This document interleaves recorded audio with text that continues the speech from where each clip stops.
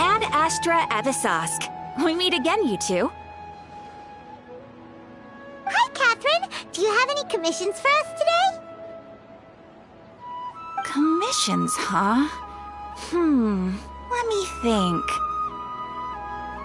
Oh, how about this? Please attend the Academia's Academic Symposium this afternoon and recite a love poem on stage.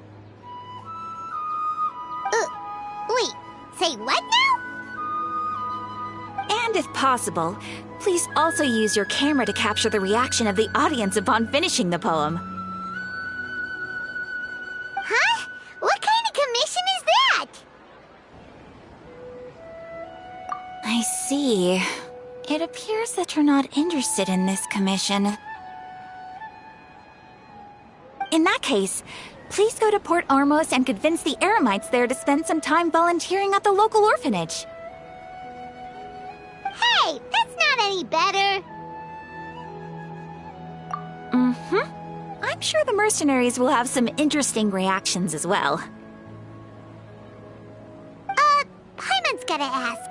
Just who exactly has been submitting these commissions to the Adventurers Guild? Oh, the commissioner? Well, actually, I just wanted to see the two of you in action. Was it so obvious? I was hoping you would actually take one of those commissions. That kind of chance to observe humans doesn't come by often. Ah, so it's Nahida. Paimon just knew Catherine wouldn't crack those kinds of jokes. When did you get into her head? From when she said, Ad Astra Abisask? So it's been you this whole time? Are you done resting up, Nahida? Yes. I've been sleeping ever since we parted ways, and I even had a really, really long dream. It was another dream about the Sub-Zerus Festival, except it was a happy one. In my dream, I was sitting in the middle of a flower terrace, and everyone in Sumeru City was holding hands as they danced in circles around me. They danced round and round, and everyone looked really happy. I also got to sit on a gigantic flower carriage. Varus, the Knight of Flowers, raised me really, really high above the ground, and I was throwing an endless amount of Yalda candies at the children. You know, Nahida, maybe your dream is how the Sub-Zerus Festival really should be. It's meant to be a joyous time where everyone gets together to celebrate your birthday. Huh? Wasn't I describing a really happy dream? Why are you both looking at me like that? Wait, could this be an example of the emotion known as pity? No, we aren't pitying you. That would only make everything worse. We just don't want you to feel too sad. By the way, have you had a chance to visit Dunyarzad? How's she doing? The Homianis haven't allowed any visitors after the festival, so we haven't been able to check on her. Yes, I paid her a visit right after I woke up. She was resting at the time. Her condition is stabilized.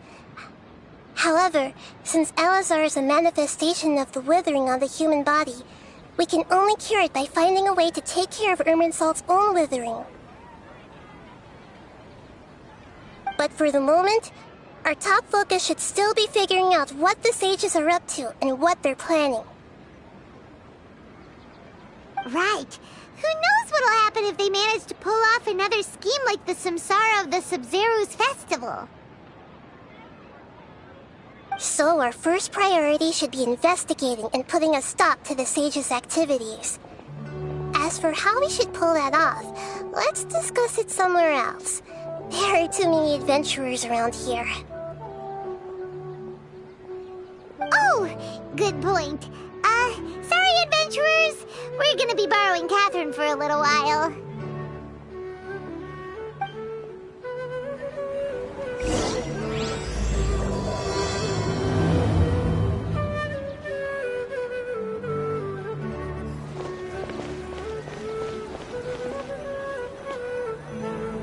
Let's continue our chat here.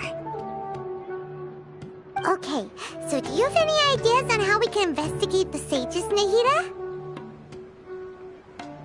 Actually, I've already done a little bit of work on that. But for now, I want to hear your thoughts.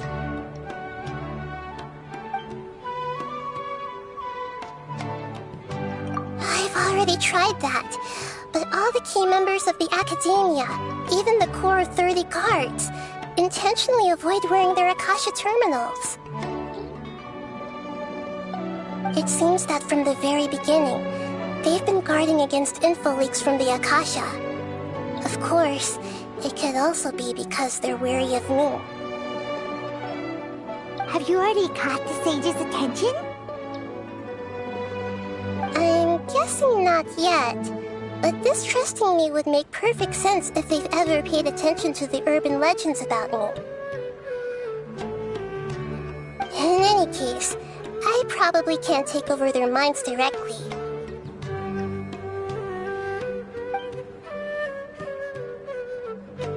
No way, that's too risky.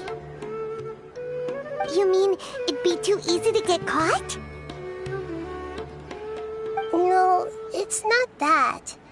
We shouldn't involve innocent students in this. A single mistake could completely ruin their lives. Doing that would be ignoring the safety of my people for my own selfish goals. How is that any different from what the sages are doing? That's a good point. Spoken like the god of Sumeru.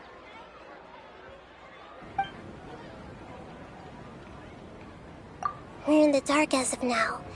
Since we still don't know anything about their goals, any rash move could tip them off and lead to terrible consequences. After all, every person in Sumeru City is one of their hostages.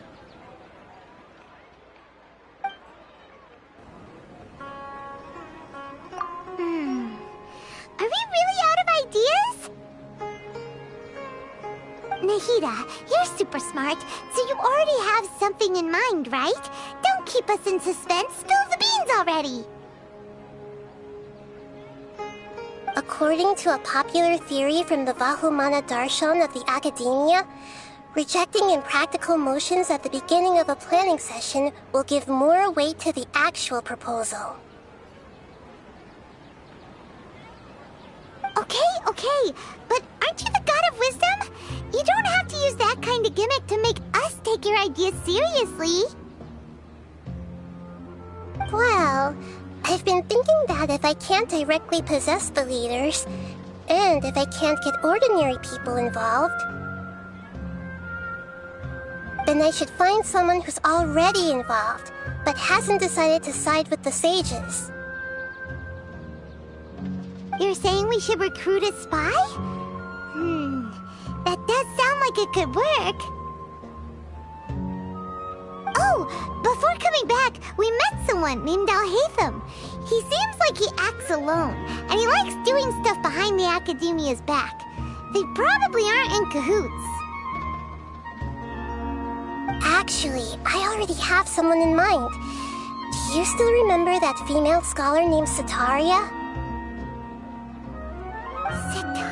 Cetaria. Paimon remembers now.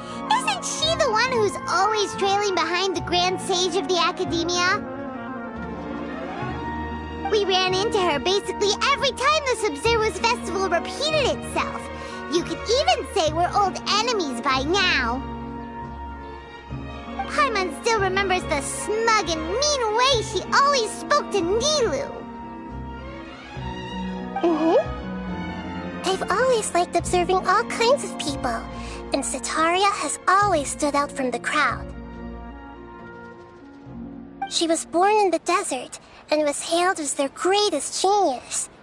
Her academic gifts allowed her special admission into the academia, and also gave her the opportunity to serve as the sage's assistant. Oh, Paimon didn't know she was from the desert. She must be pretty special then. Paimon feels like most of the desert dwellers around the city are working as mercenaries. The name Cetaria means star. When she lived in the desert, she shone like the brightest star in the night sky. Later on, she was chosen by the sun. The star was given a place in the daytime sky to complement the sun's dazzling light. Soon after, the star witnessed the sun scorching the earth, which brought forth many disasters. The star began to waver. Instead of staying beside such a sun, wouldn't it be better to return and light up part of the night sky? But in the end, she couldn't give up the radiance of daytime. To cope with her shame, the star buried her guilt and closed her eyes. From the sound of it, Cetaria's just hung up on the research opportunities here. But she doesn't really support the academia. She still feels guilty about not doing more for the desert, right? She's just running away from her problems. Indeed. When they are presented with complex moral issues, many people will simply plug their ears and go with the flow until the problem can't be fixed anymore. She's suppressing a lot of guilt, but before she realized it, she had already become the sage's accomplice. She can't deny her part in their schemes anymore. Right. We must somehow make her face her problems again.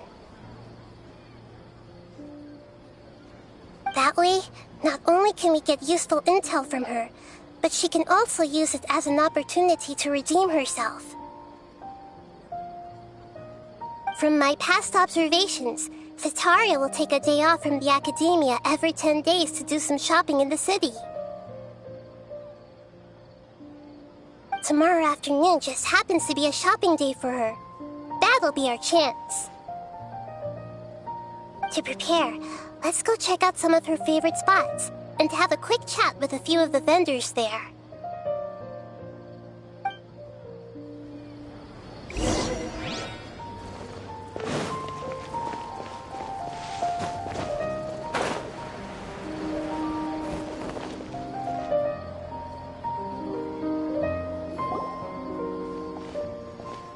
This should be Cetaria's favorite fortune-telling spot. So should we ask the fortune teller about Cetaria? No, I already have enough information on Cetaria. The most important thing now is for you to pay attention to the vendor's talking style and key characteristics. Talking style and key characteristics? My poor lost lambs. Have you become troubled over your fates? The divine voice of wisdom often echoes between mine ears.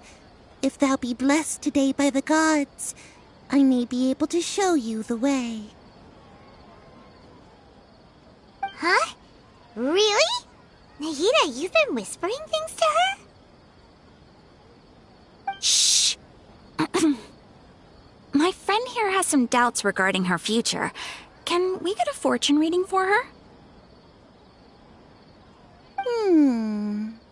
Of course, of course. In that case...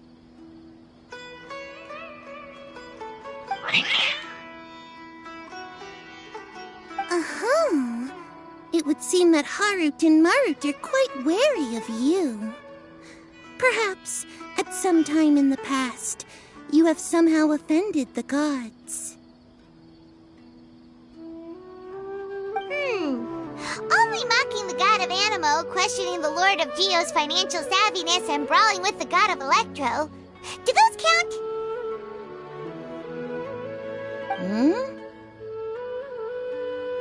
Oh, nothing. Go on, pick an aspect for her to divine. Health prospects, no problem at all.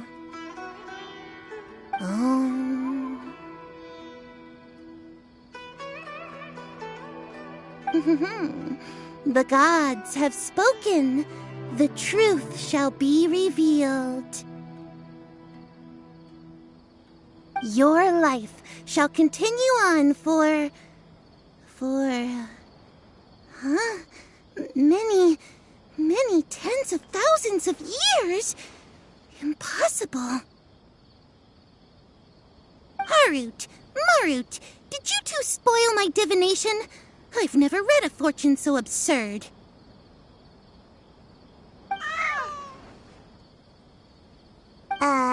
Actually, Paimon thinks this is probably the most accurate fortune-telling you've ever done.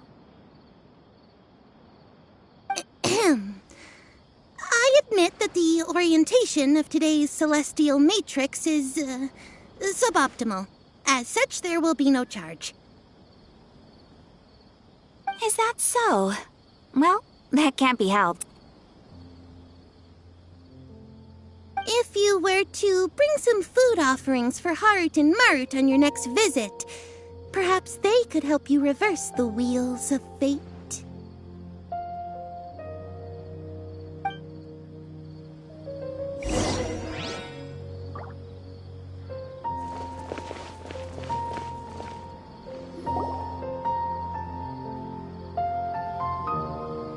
Is this another one of Sataria's favorite stalls?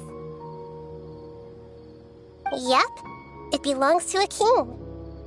His father helped Sataria a lot when she first moved to Samari City, so she still comes by whenever she has time. When I start talking with him, listen carefully to the details of our conversation. Ah, dear customers! Would you like to look at some pottery? We caught wind of your great craftsmanship, so we specifically came to take a look. Oh, I recognize you. Aren't you Miss Catherine from the Adventurers Guild? Sounds like I'm in for some big business. Speaking of, where did you learn this trade? I suppose you could say it all started with my dad. He's a mason by trade, but I picked up an interest in clay while apprenticing for him. After that, I began making pottery by myself in secret, and I simply changed trades when my works turned out well. Although it's a pity that I'm no longer making much use of the knowledge provided to me by the Akasha. That's nice. You're making a living doing something you love. So is your father still working as a mason? Oh no, not anymore. A few years back, he fell from a roof and broke his leg. Since he had already saved enough Mora over all these years, he's just enjoying the retired life in Port Ormos nowadays. I see. We wish him peace and happiness in his retirement. I'll have someone in charge of logistics at the guild come by another day for some goods. We'll leave you to it. Take care now. No problem. Rest easy, all our goods are sure to meet your every need.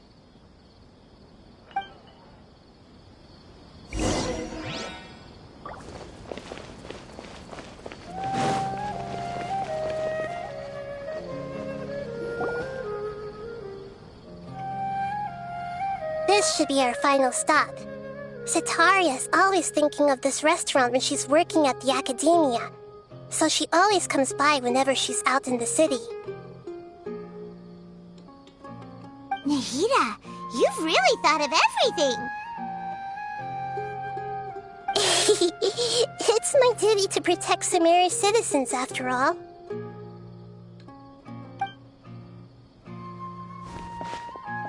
Hi there. I feel like I've seen you down by the docks before. Huh? Sorry, I don't quite remember. If I recall, you were having a discussion with someone about shipbuilding at the time. Ah, that's right! I've always been really interested in feats of marine engineering. After all, I grew up in Liyue Harbor and spent my entire childhood staring at the ships going in and out of the port. I came to Sumeru to study, but failed to make it into the academia due to my lack of talent. But I'm still discussing all kinds of problems with different scholars, and I'm continuing to study and perform research from the restaurant's basement. I'm sure I'll get into the academia after their next round of exams. What an admirable spirit for learning! Amazing! Sure, but you'll find hardworking people wherever you go. So this restaurant has a basement as well? Huh. First I've heard of it. That's right. It's not usually open to patrons. Most of the time, employees use it for breaks or to hold private events.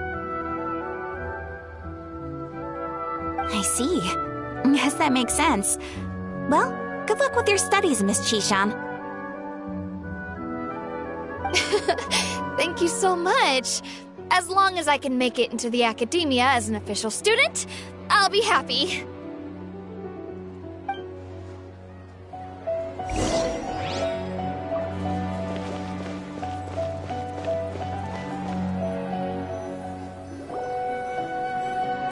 Was that everybody? 3 familiar faces should be enough for Setaria. What's the point of all the information we've collected? Nahida, you still haven't told us how you're planning to make Setaria face her problems. Setaria is already used to avoiding her problems, so we must find a way to break through her usual sensibilities. I remember that you mentioned that the Eremites in Port Ormuz are all making a fuss about the upcoming resurrection of the Scarlet King. Although it's all just a boatload of nonsense, the fate of her homeland may turn out to be Setaria's soft spot. Oh, Paimon gets it now! You want to take advantage of the guilt Setaria feels about her homeland! Well, the Scarlet King is long gone, and Setaria's action would probably be very different.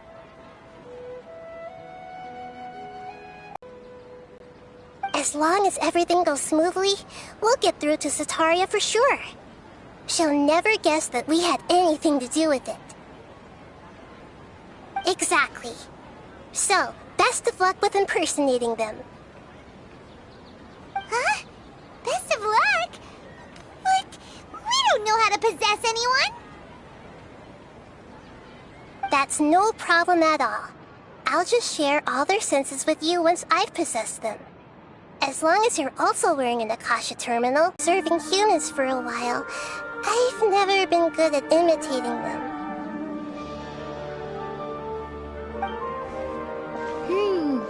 You're not wrong. It's always been painfully obvious whenever you try to pass as Catherine. If it was at all possible, I would have preferred to leave these people alone. But seeing how things are now, I probably should just accept it and push on. Yeah, don't beat yourself up over it. We're only doing this to help everyone, and we'll only be borrowing them for a little while anyway. and let's give it a go tomorrow afternoon.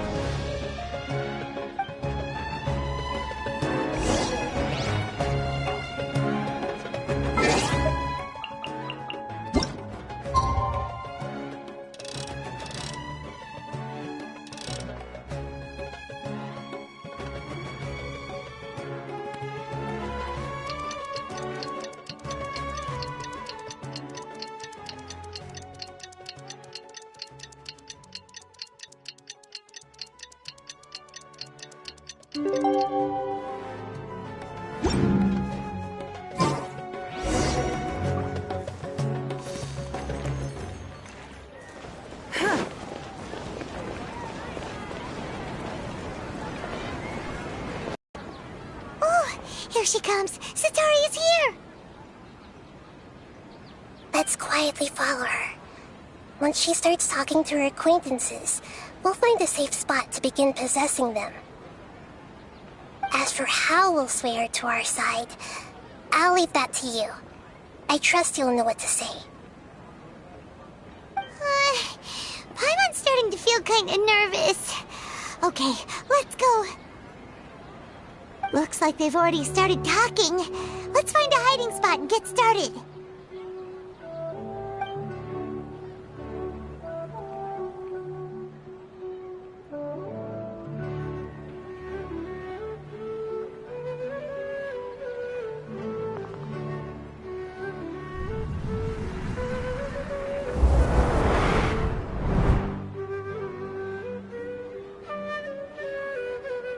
That's right. You really can't force anything when it comes to love.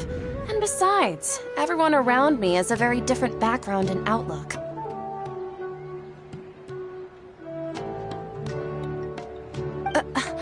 Are you still listening to me, Nabia? Oh, of course I'm listening. You were talking about troubles with your love life, right? I heard everything you said. Okay then.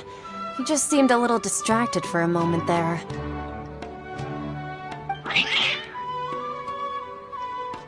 Strange. Your cats seem pretty worked up. Is something wrong? I always thought they were quiet, happy kitties. Oh, what are their names again? Are you sure? Those aren't ringing a bell for some reason. Well, actually they have many names. Which names I use depends on my mood. Huh, I see. I imagine that must be hard for the kitties, too. So, which fortune do you want me to read for you today? You must have come for another echo of the divine voice of wisdom. I'd like to get another reading on my love prospects, but to be perfectly honest with you, I feel like I've been a real mess recently. A mess? Well, could you do a reading on how long it'll take me to finish my current project at work? I really just want to get it over with. I hear you. No problem at all. The gods will reveal the truth.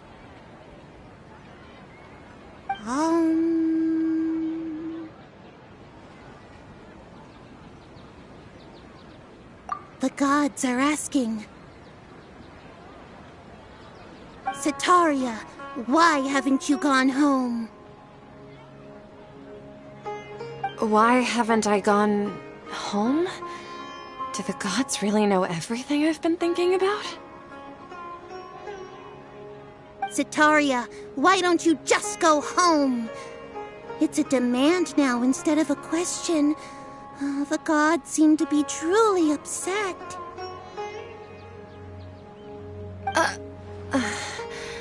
I'm sorry. I know I failed the gods. Please pass on my most sincere apologies and ask for their divine forgiveness.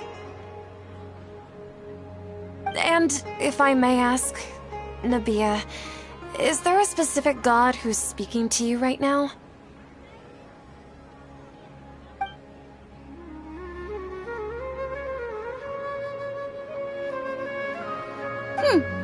What an inconsiderate and naive question. The god who is speaking to me is, of course, the wisest and mightiest of all, the Scarlet King. The Scarlet King? No wonder he would make such a demand of me. Oh, wait a second.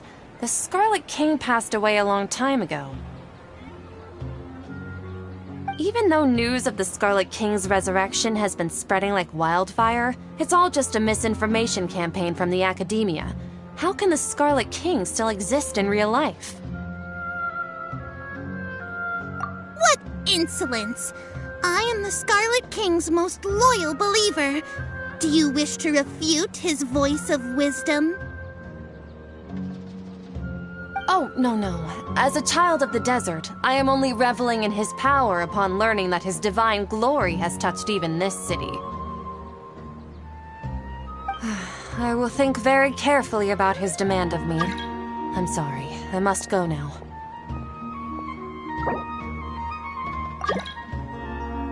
Wait!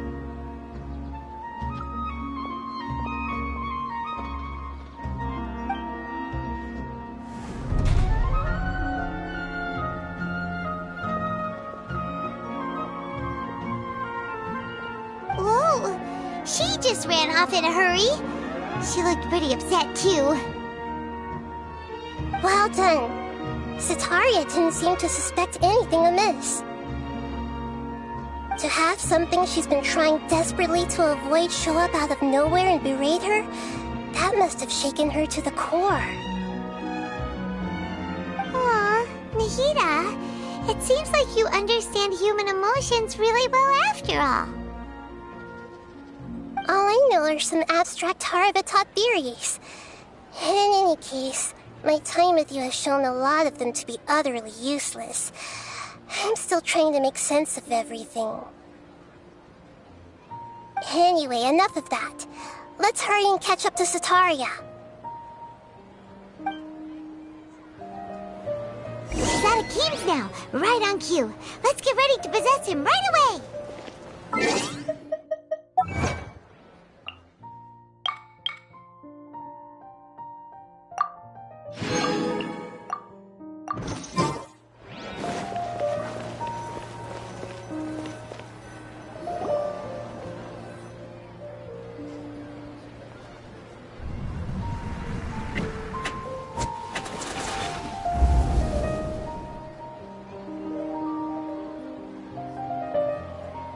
It's okay. I just got caught up in something. Oh, actually, didn't you ask me to help you look for work? What kind of work were you looking for again? Gardening? But don't you hate everything to do with plants? I still remember getting mad at you for secretly throwing away the bonsai that I gave you as a present.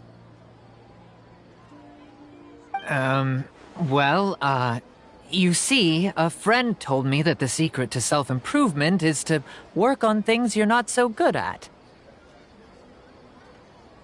Fair enough. I didn't think that was something you would consider. Speaking of, how's he doing? Is he feeling any better? Oh, that's good to hear. I've been thinking a lot about him. If I could get some more time off, I'd love to pay him a visit. Actually, while we're talking about him, is he still living in Port Ormos? Yeah, he's been retired there for a while. If you could find the time, please write him a letter. Please pass on that recently, faith in the Scarlet King has taken root in Port Ormos and has begun to spread across Sumeru. He has a quick temper, and has always been a devout follower of the Dendro Archon.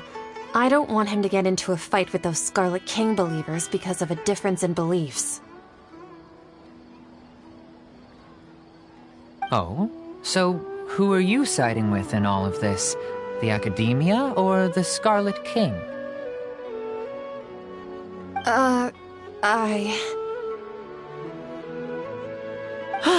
I'm so jealous of you.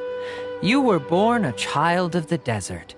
Yet you chose to betray the Scarlet King, and now you spend all your time with those crooks from the Academia.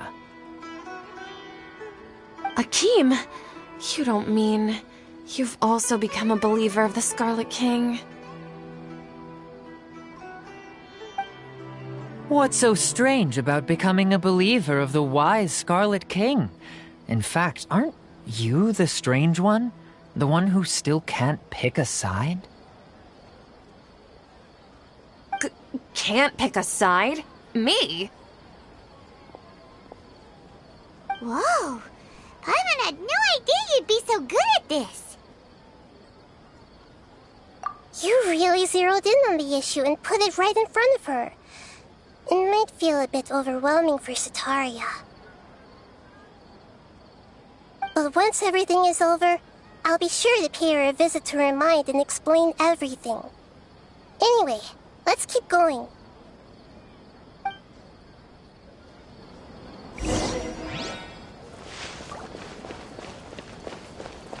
Come on! Sataria's already started talking with Shishan.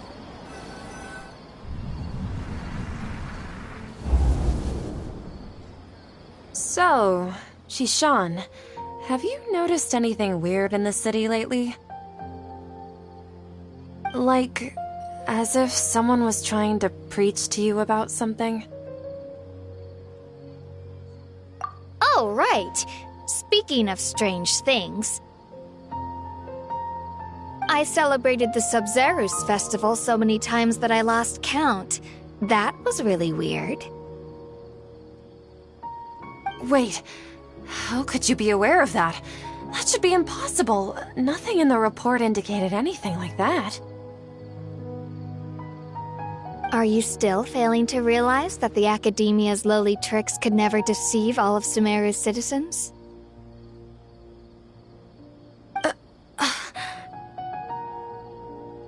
Shishan, don't tell me that you've converted to the Scarlet King as well!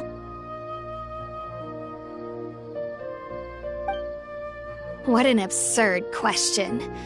You make it sound like I should be ashamed for becoming a believer of the Scarlet King. In reality, shouldn't you be the one who is ashamed? You, who works side by side with the Academia and treated people as nothing more than experimental subjects? Please, please stop!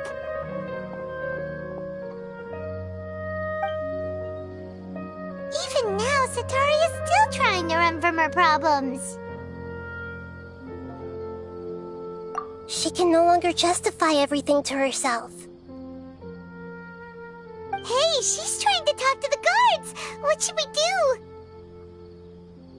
This is the most important part of all. Quick, get ready. Mercenary, you're a member of the Corps of 30, correct? Please help me pass a message to the Matra right away. The situation in the city is getting out of control. Please, try to remain calm, miss. Tell me what's happening in the city. Heretics are infiltrating the city, and they've already converted many residents to their side. Heretics? What kind of heresy are you talking about? The Scarlet King! Many people I know have suddenly started believing in him, but he's long dead. It's impossible. Miss Sataria, nothing is impossible. You know my name? The Scarlet King is immortal, and all who defy him will one day pay the price. You must face the truth, Sataria. You tread a treacherous path, and the longer you ignore it, the tighter the Academia's grasp on you will become, and the deeper you will be ensnared. Child of the Scarlet King, never forget that the desert that belongs to you lies elsewhere. What's so strange about becoming a believer of the wise Scarlet King? In fact, aren't you the strange one? The one who still can't pick a side? What an absurd question. You make it sound like I should be ashamed for becoming a believer of the Scarlet King. Sataria, why haven't you gone home?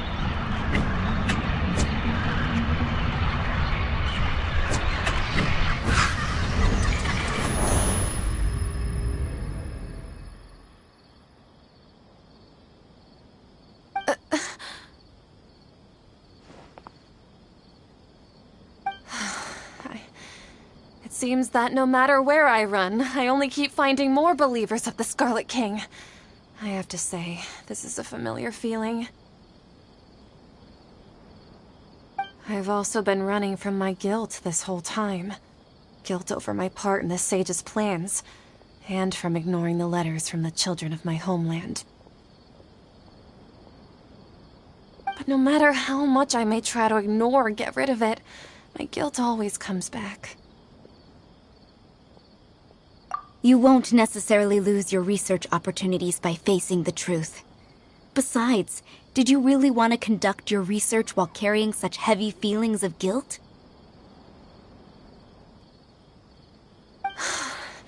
How do you know me so well? Are you truly just a believer of the Scarlet King? Or are you the god himself? That's not important. The important thing is to pass judgment on the academia and its sages, and to correct their mistakes. If you could provide some assistance in this matter, perhaps it could serve as a form of atonement. I've actually never believed in the gods, but I've always believed in serendipity. Your appearance must be a fated opportunity for me to get out of this wretched situation. Please tell me, what can I do for you? How much do you know about the sage's current activities? I was just one of the designers for the masked dream harvest scheme, which is what happened around the Sub-Zero's festival. But I know very little about the full scope of the overall project. I'd assume that only staff with the highest clearance would have access to those confidential documents. I've just been working to meet the Grand Sage's specified requirements. However, there's something that's been really bothering me. I heard that a scholar who was previously expelled has returned to the city, and even the sages are still quite wary of him. To fight against the academia, we will need to figure out the nature and the purpose of their work. Is there a way for us to get access to the confidential documents you mentioned? It should be possible if we're willing to take some risks. After all, I'm an assistant to the Grand Sage, and I've been working on many tasks outside of the project. One thing, though, I won't be able to transfer the documents to you through the Akasha once I get my hands on them. The sages have always closely monitored all activities within the Akasha.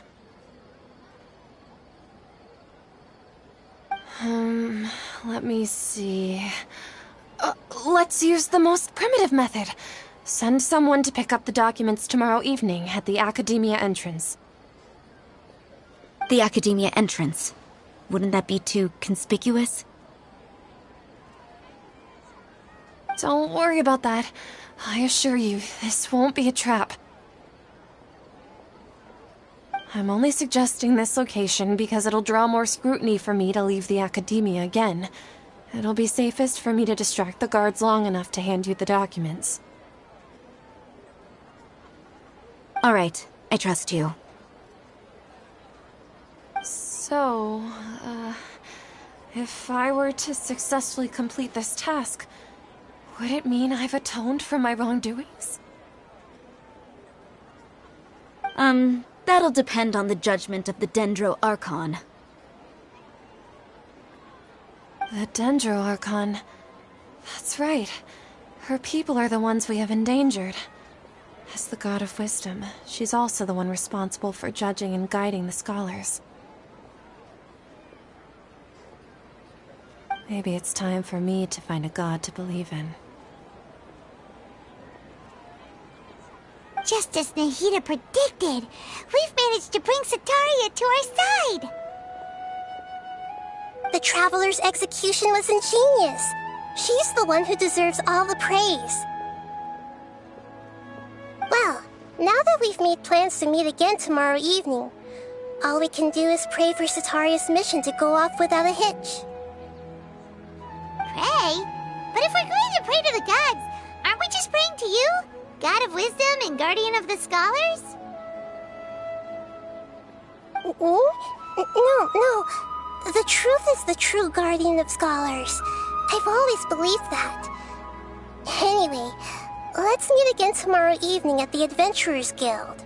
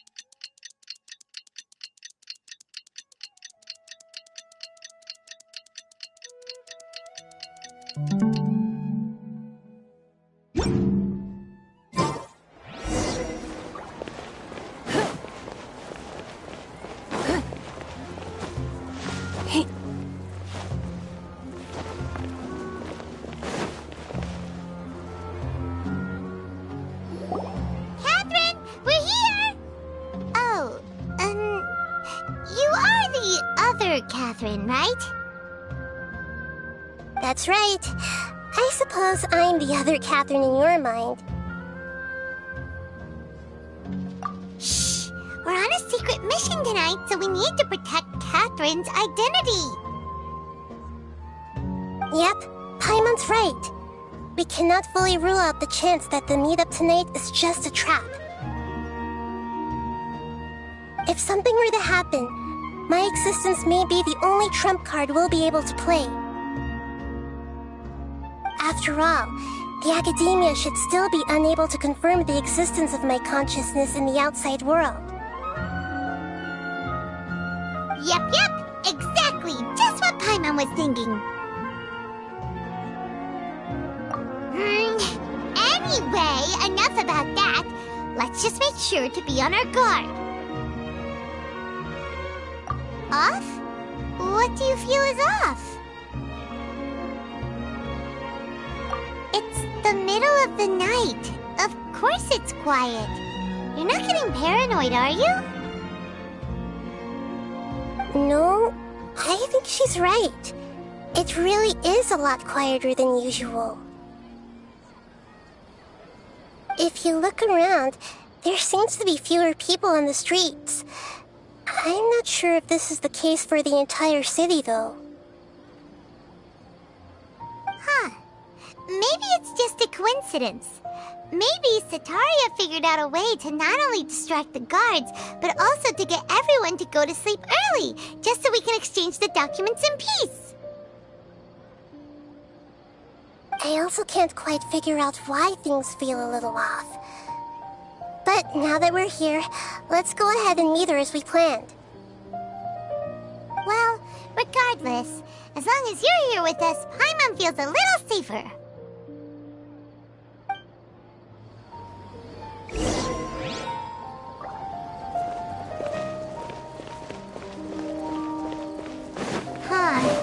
There really aren't many people out right now.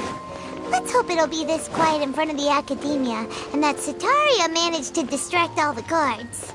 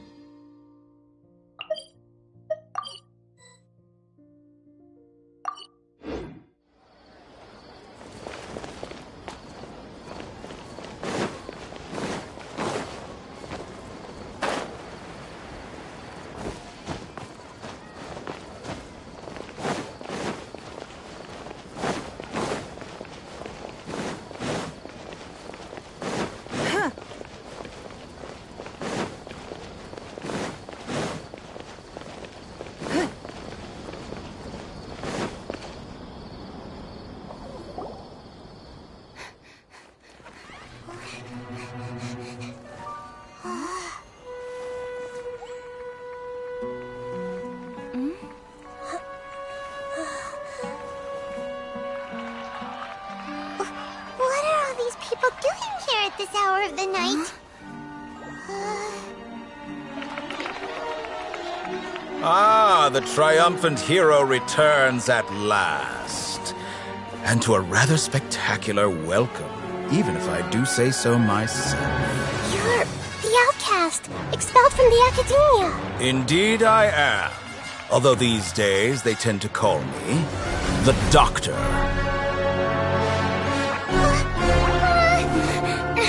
If you're looking for your researcher friend, she has already been taken into confinement. With some basic caution, she could have discovered the listening device on her person. Clearly, she lacks the degree of rigor expected of a true scholar.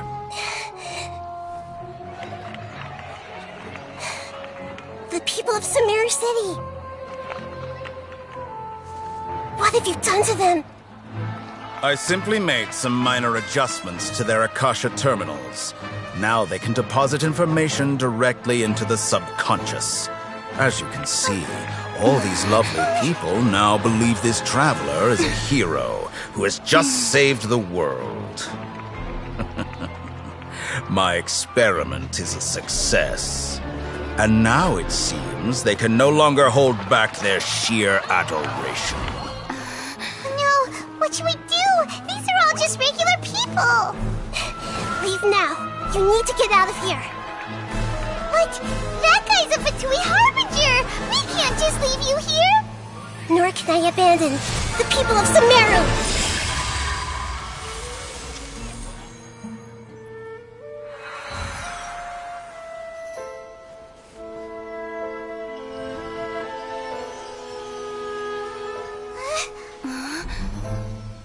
Don't worry. We'll meet again outside of the city.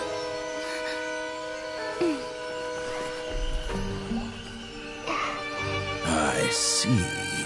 You appear to have overridden their mental faculties with your own consciousness.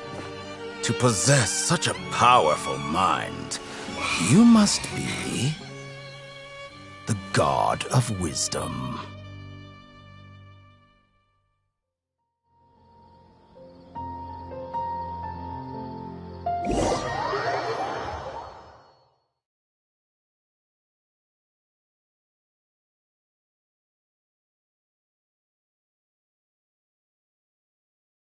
Even if an antique is priceless, the happiness it brings lasts for only the moment that you obtain it.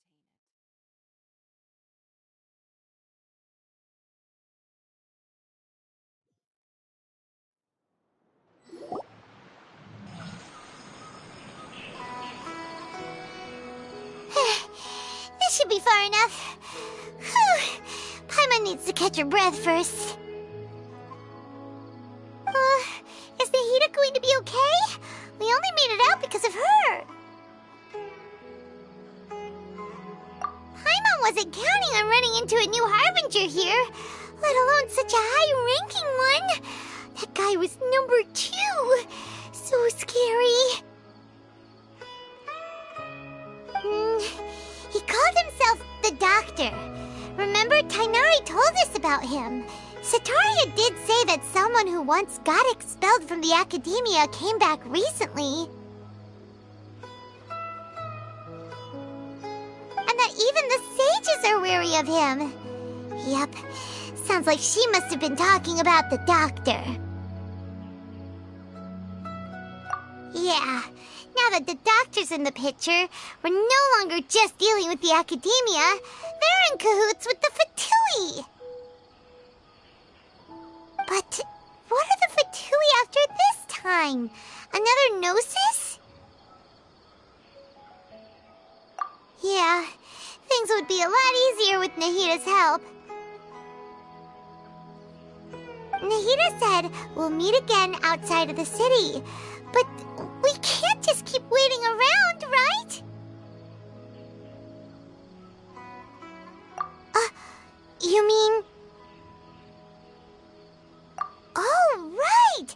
Wasn't he invited by the sages to work on some project when we were staying with him in the Vidia forest? That has to be the same project. Even though he turned it down at the time, he might still know something. There's no time to lose. Let's go to Gandharvaville.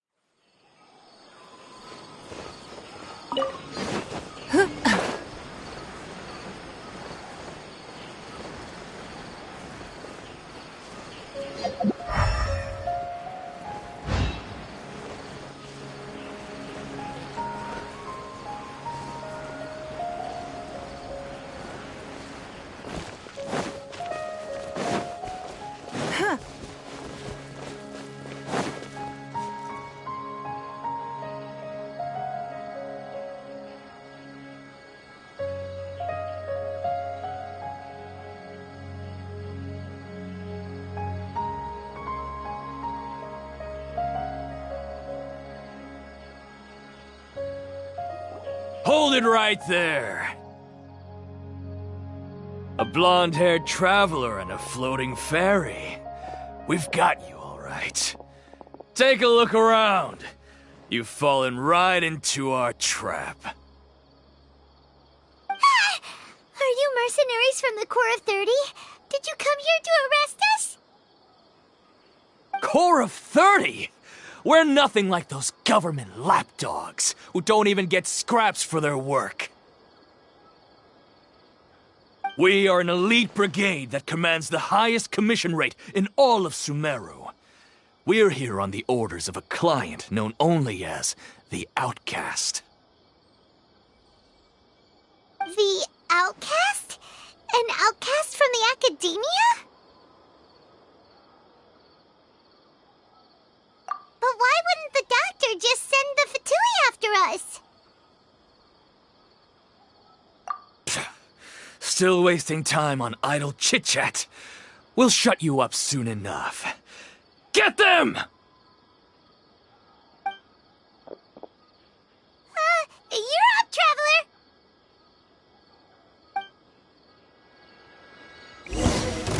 Following Brace orders. yourself. Punching bag. Time for takeoff. Let the show begin. It's nothing.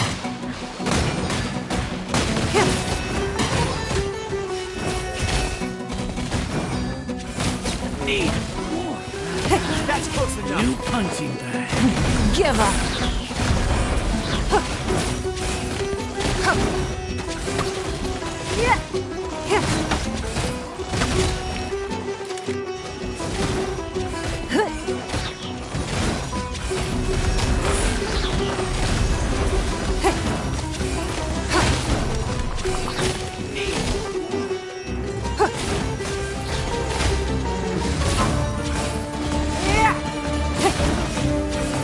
Don't waste my time. It isn't over yet! Here comes reinforcements! Here we go. Think you can get away? Let's dance! Don't waste my time. Take that! Take my... You want this one? Need... That was pretty rough. Is that what elite mercenaries are like?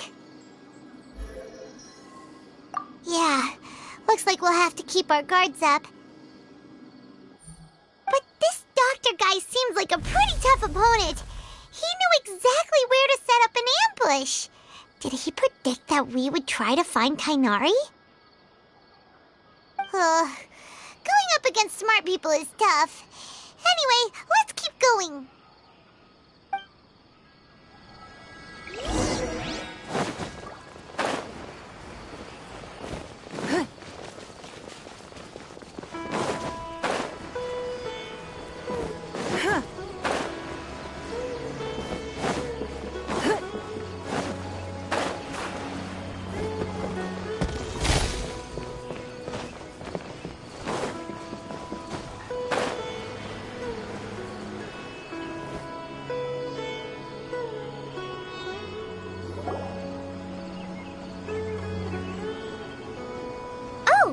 the Traveler and Paimon.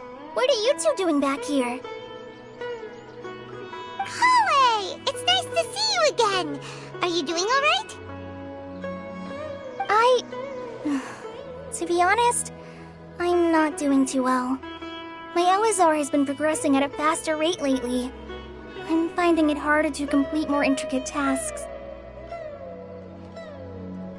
As a result, Master Tainari is taking me off the patrol schedule. He will only allow me to stay here and coordinate other people's tasks. Oh, Kale! Speaking of Tainari, did he go off on patrol? We're here to talk to him. Oh, Master Tainari? He just left the Avidia Forest a little while ago. He was headed to Parte's DI. He left? What? Isn't Tainari always saying that he never wants to leave the Avidia Forest? He even turned down the Sage's invitation. I thought it was weird too. Master Tainari always prioritizes his work as a forest watcher above everything. He almost never leaves his post. He left in a hurry this time, though. No, I only found out that he left through a message he left behind. He also made sure to delegate all his tasks using a schedule. To leave in such a hurry? I'd guess he had something urgent to take care of.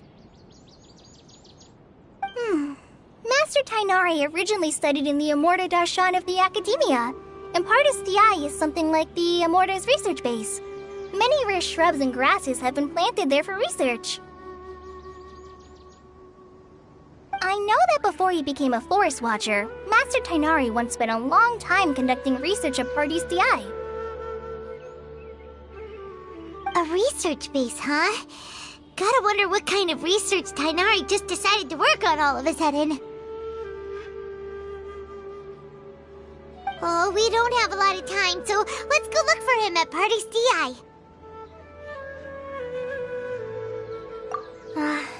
Don't worry. I'm fine. I'm used to living with Elazar by now. If you run into Master Tainari, please send him my regards. Got it. Will do. See you later, Kale.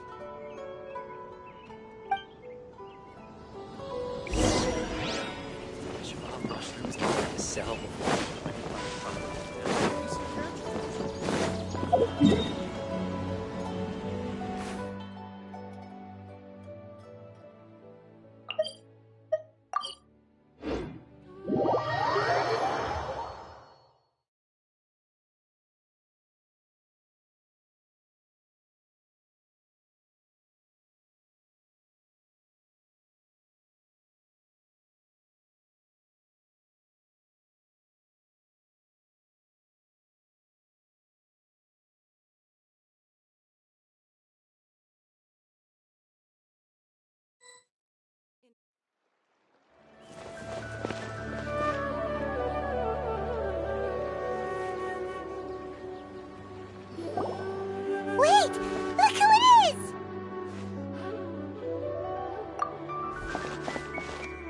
Thank goodness you're okay. We were so worried about you.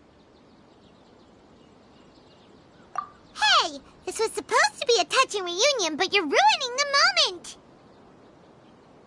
Actually, it's very smart of the Traveler to be wary of me right now. After all, the Doctor has shown that his technology can apparently even control human minds. Plus, it's not like you could have known what happened after we split up and I was facing the Doctor by myself. Even a pool of stagnant water after a torrential storm can occasionally pass as a patch of sky. Paimon feels like only the real Nahida could come up with such an obscure analogy. Huh? But I wasn't trying to win your trust or anything. All I wanted was to clarify my point. Well, we understand that point now. Please, Nahida, tell us more about what happened. Are those poor people all right? When you left, I was still in the middle of restoring everyone's minds. Thankfully, when the doctor mentioned depositing information into the subconscious, he didn't mean engraving information into their minds. Instead, he did something closer to creating hallucinations. That was still within my power to fix. Luckily, I managed to finish my restorations and mind jump away from him just as he was about to capture me. Whew. What a relief. The doctor sure pulled out some hidden cards, but good thing we had Nahida with us. I wouldn't be relieved just yet. I gave away my true identity when I restored everyone's minds, which means we've lost another one of our trump cards. Also, the doctor is already an expert at modifying Akasha terminals. Maybe it's only a matter of time until he captures my consciousness inside the Akasha. Would that mean you'd no longer be able to jump between minds? Then how do we stop him? He's still at the Academia, so it's possible he already started messing with the Akasha. Ugh, it feels like he's toying with us. What a nasty piece of work. Plus, the doctor's combat ability alone is apparently enough to make him worthy of being number 2 of the Fatui. We shouldn't give up hope just yet. Let's try to find another way to attack this problem. Actually, Nahida, how did you know we were trying to get to Parte's DI? Have you been waiting for us? Yes, I have. I can see the Traveler's elemental energy, so I deduced your destination by looking at the direction you were moving in. You didn't come here for sightseeing, right? Did you find any leads? We're looking for a scholar we know. His name is Tainari, and the sages once tried to reach out to him. Why don't you come inside with us and see what we can find? Okay, let's just hope we won't get him into trouble.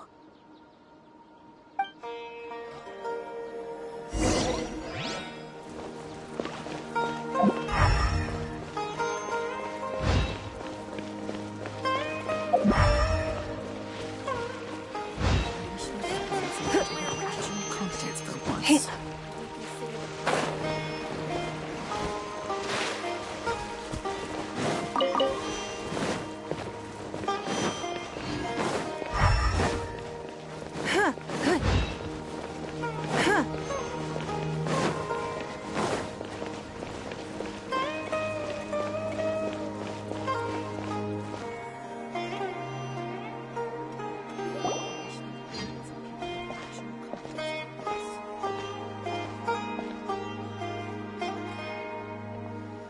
To see the two of you again.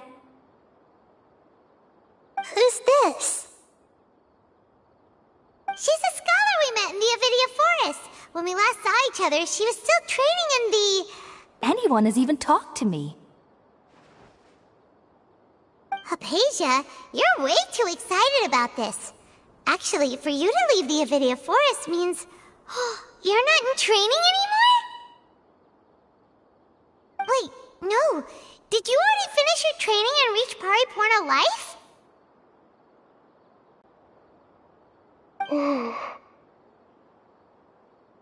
You did it!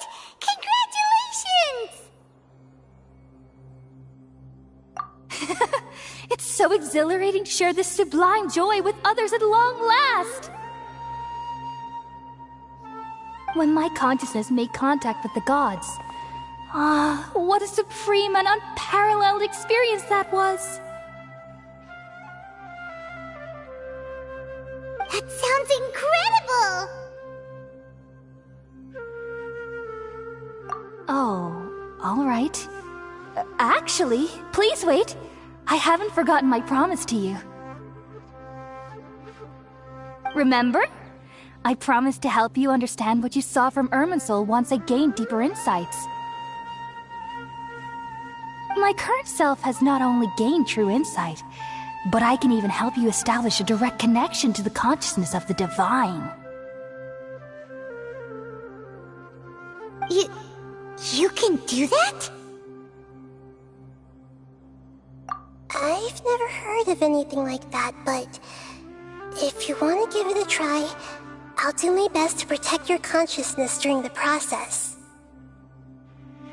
Hold on. I brought some spirit borneo with me. This is still a crucial part of the ceremony. We're using that incense again? All right now. Hold my hand. I'll help you establish a pathway to connect your consciousness. Okay.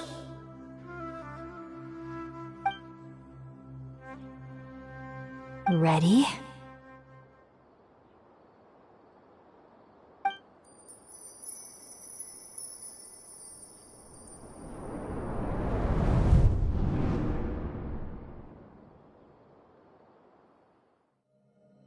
It took 3 betrayals for me to finally understand. The world is just an elaborate tapestry of lies. My fury will never be quelled. The first to betray me was a god. My creator. My mother. Valuing strength above all, she saw no worth in me and I was discarded. The second was a human. My family. My friend. Consumed by fear, he saw me as an abomination. The third was one exactly like me. A hope for the future. A fledgling barely out of the nest. Powerless before his mortality, he broke his promise to me. Humans, they can't be trusted. And the gods fill me with pure loathing. So I said good riddance. I denounce the world and laugh in its face. My chest will never again be defiled by worldly filth. I will scrub away every last trace of human emotion. Then it will be empty, a blank slate, and ready to receive a supreme gnosis, brimming with pure divinity.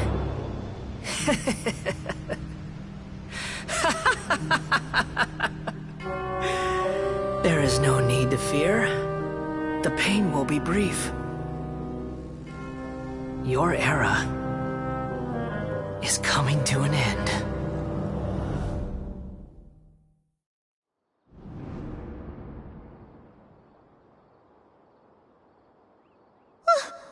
What was that? Did we actually just see the Balladeer's memories? Everything matches what we know about him. But how is he connected to the divine consciousness that Hypatia was talking about? You saw it, right? You felt it, right? Such a majestic god! Such a noble will! Such sublime emotion! Alas, shame. If only... If only that which beats within my chest wasn't a filthy mortal heart. Oh, great and merciful God! Please grant me forgiveness and salvation! Do you understand now? I'm afraid this is no Puripurna life, but rather... Ah! You... Why are you so mean to me? Why is everyone hiding from me? I found divine wisdom. Shouldn't I receive praise and honor? Haven't I uncovered that light in the darkness? Hypatia? That's how I always thought everything should be. Wait. Have I already lost my mind?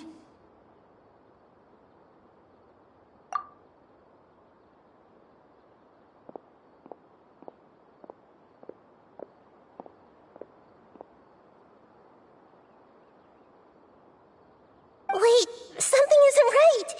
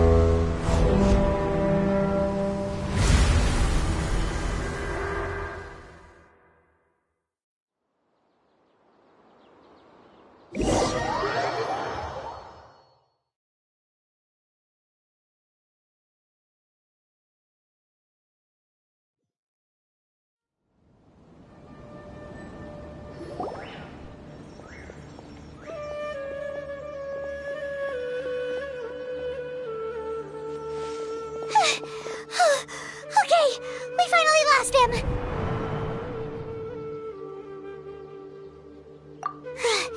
Are you okay, Nahida? Wait, no. Something feels different. You're back! Oh, the Traveler's back? Nahida was controlling your body for a while. It seemed like she jumped over to you as an emergency measure right before the Catherine puppet was destroyed. After that, Tainari heard the commotion and came over. He helped us defeat the mercenaries and then he ran with us all the way here.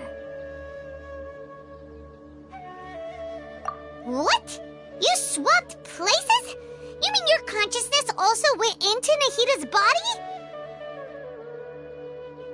Wait, then where is Nahida's consciousness? Where is she now? I never imagined that an individual's consciousness could be transferred around like this. Had I not seen it with my own eyes, I would have never believed it. I don't think this can be achieved with current human technology. Also, while we were running, the consciousness in your body told me to pass on a message. She said,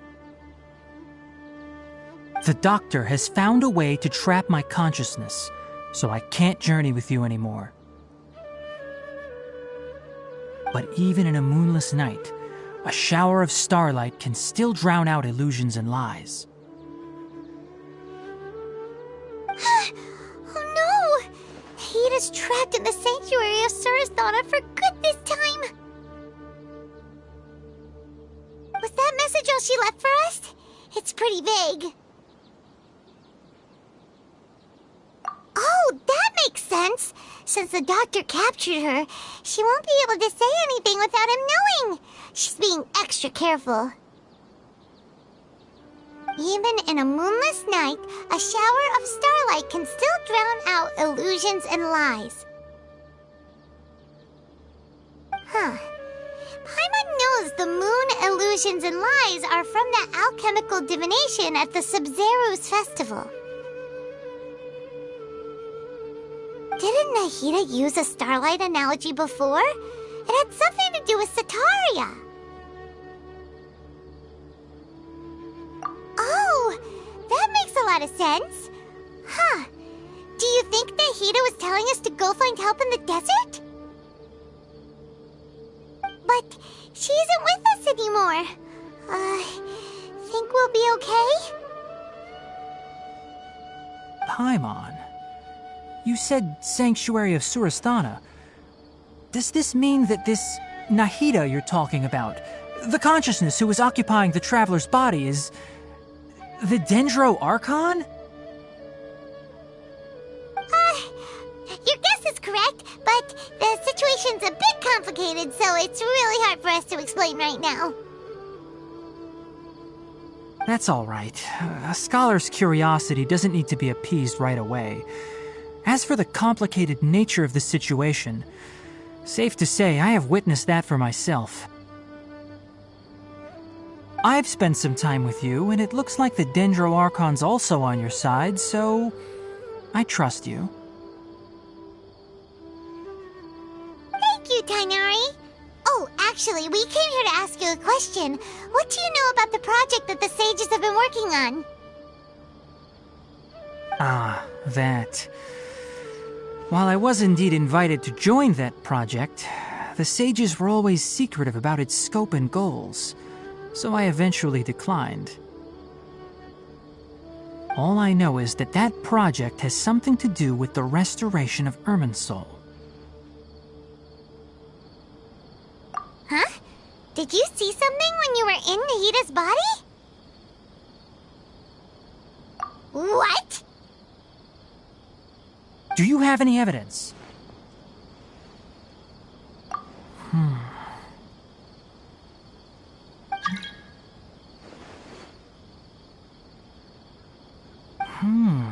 So that's what happened. That explains why Hypatia's symptoms were different from those of the other scholars who went mad. It's because she made contact with the consciousness of a new god who is still in the process of being born. Tainari, did you leave the Avidia Forest because of Hypatia? I did. I noticed Hypatia's mental anomalies, but since her symptoms were rather atypical, I secretly took her to Parte's DI and began searching for a way to return her to her normal self. If I didn't take action, Hypatia would have already been taken by the Matra to the desert, doomed to a life of exile at Aru village. Now that you mention it, I knew the Academia has never thought particularly highly of Lesser Lord Kusanali, but I still didn't expect them to do something as arrogant as creating a new god. Looks like I made the right decision by not accepting their invitation. The Doctor and the Balladeer. We have 2 Fatui Harbingers in Sumeru. Sounds like we're in for a bad time. From your description, I don't think they've completed their project. There may still be room for us to intervene. But then, what is the connection between creating a new god and restoring Irminsul? Yeah, it feels like we're still nowhere close to figuring out the sage's goals. Right, we've pretty much gone over everything we need to know, so we should head out. How about you, Tainari? What are you going to do? I'll stay here for now. I still want to try a few more things to help Hypatia. If you're planning to go into the desert, start by heading for Caravan Rabat. That'll be your fastest route. Come find me here if there's anything else I can do to help. May the spirit of wisdom go with you. Thanks, Tainari. Hopefully Hypatia will feel better soon. We're off then.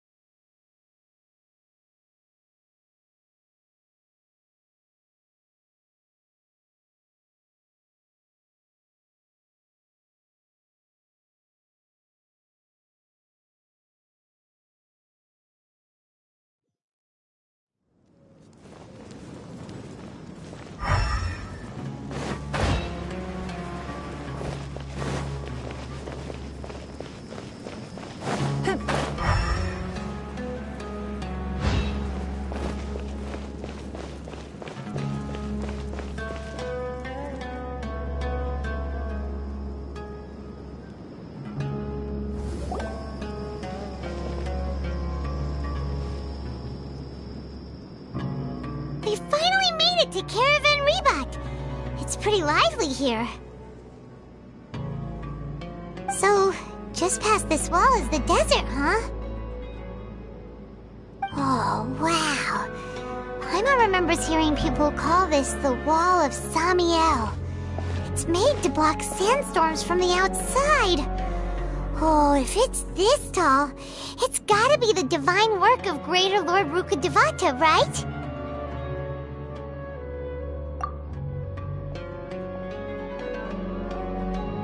Enough gawking. Come on, follow me. Huh? Over here.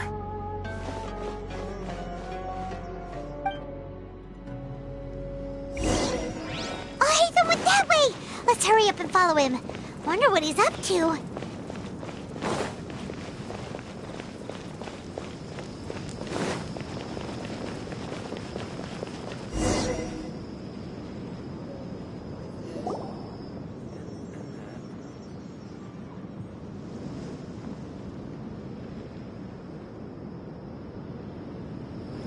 What the...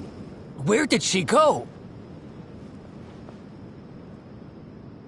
How did we lose them?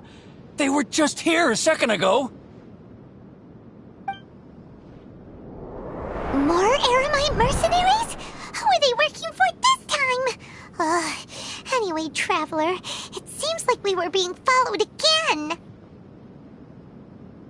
You were too careless.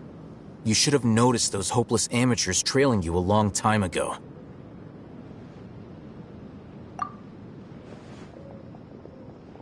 There's no need to thank me. I've never cared to keep track of personal favors. All I did was correct a mistake I happened to come across. It's a habit I developed at the Academia. You really gave Paimon a scare, Alhaitham. We never thought we'd run into you here. Last time we met at Port Ormos, didn't you say you were going back to the Academia? Wait, don't tell Paimon that you're here to take us back on their orders! Oh, so you've already landed yourselves on the Academia's hit list. I can't say that I didn't expect it. However, had I wished to turn you over to the Academia, don't you think you'd already be the Eremites' honored guests by now? Oh, right. You do have a point.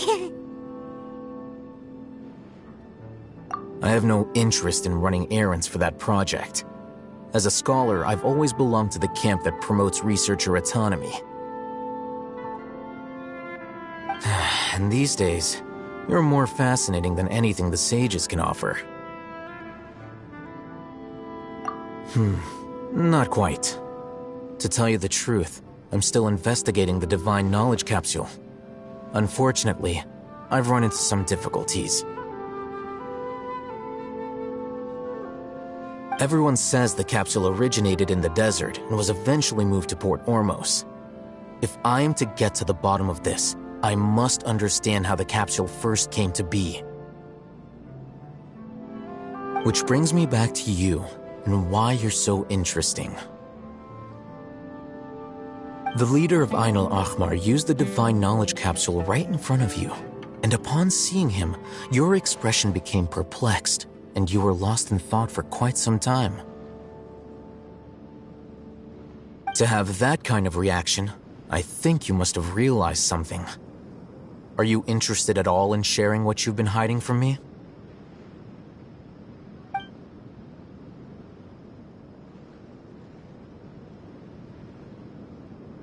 Alhaitham, you really have a ridiculous eye for detail.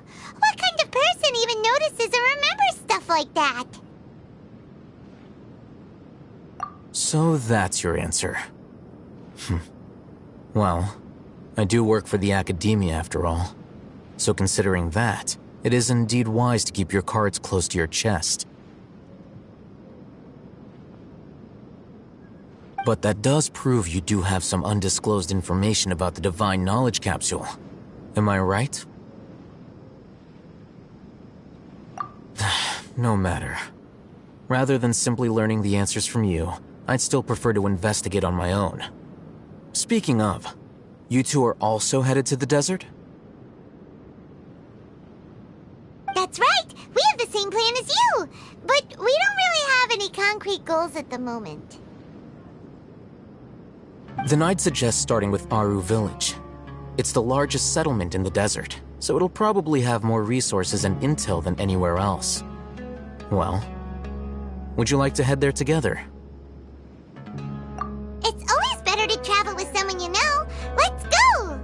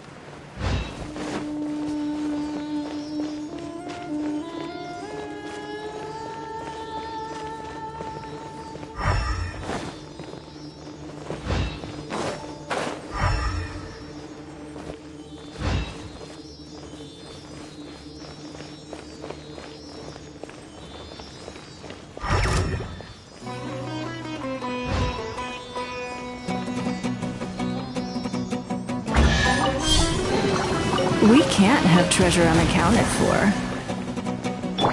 I'll protect us.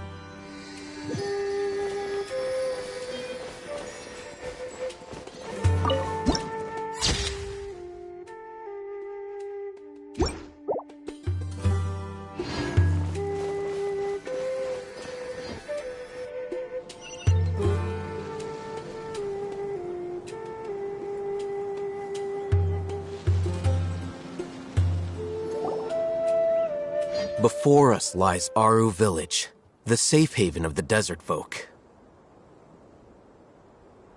Whoa, this landscape is really something else. What a cool place! Let's go check it out!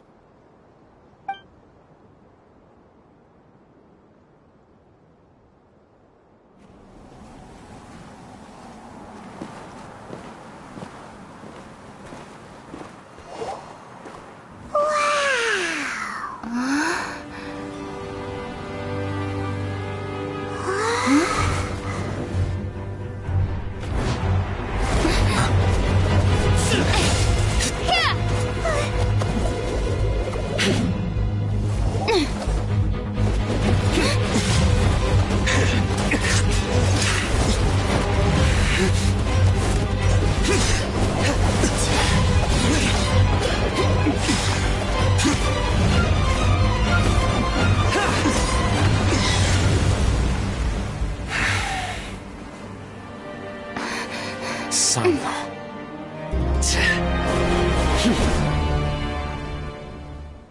Unless my memory fails me, we have barely spoken 2 words to each other before now at the Academia. Would you care to enlighten me as to when and how I invited the General Mahamacho's wrath? Alhaitham, do not think you can escape my judgment just because you managed to escape my attack. Judgment? So that's how you'd characterize your actions here, is it? Or would elimination perhaps be a more accurate description? Had I used my full strength, not even this traveler would have been able to stop me. Though styled like an assassination, I sought only to ensure that my target would be unable to flee or resist. Standard practice for the Matra, as well you know. Seemed to me more like your own personal touch. Who is that, Alhaitham? Did you call him General Mahamatra? Yes. General Mahamatra Sino, head of all the Matra at the Academia. He's a formidable hunter, and the ultimate nightmare for any who have committed academic crimes. You seem to have placed a lot of trust in Alhaitham, to the point of blocking an attack for him.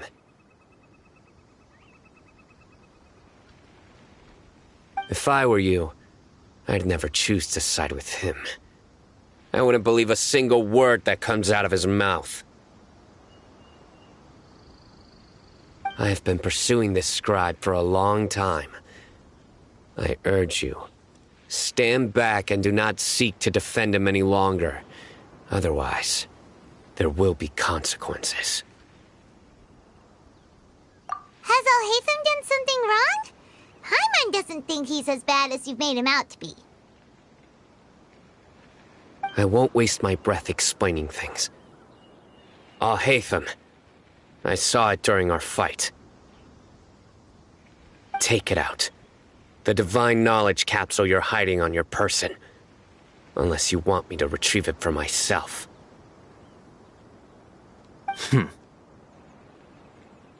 Very perceptive of you. Nothing escapes a Matra's senses.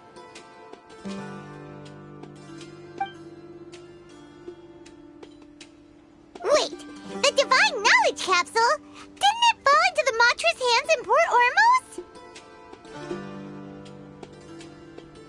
No wonder you speak with such confidence, Sino. But I must admit, I'm very curious. What does this capsule mean to you? And why, as General Mahamatra of the Academia, are you all alone in the desert? As far as I'm aware, the other Matra have been speculating about your disappearance. Have you been given a mission that's, let's say, morally dubious? If I was the real target of your mission, what was stopping you from simply using your authority and resources to judge me within the walls of the Academia?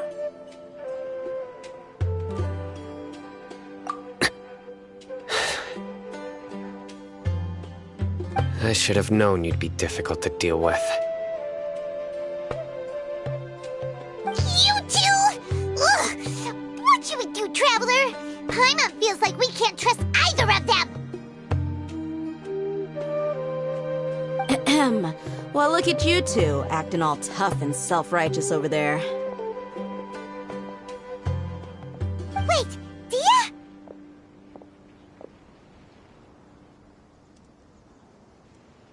Great! Finally, someone that we can trust! You gotta help us out here, otherwise these two are gonna start fighting again! Yeah, sure looks that way. Two giants from the Academia duking it out once and for all. Not something you get to see every day, that's for sure. Listen, I know you academic types love to fill up your big brains with self-righteous morality and lord your empty rules and virtues over each other. But how dare you bring your petty disputes into the safe haven of Aru Village? It seems like someone's gonna have to beat some sense into your thick skulls until you finally learn to respect these grounds.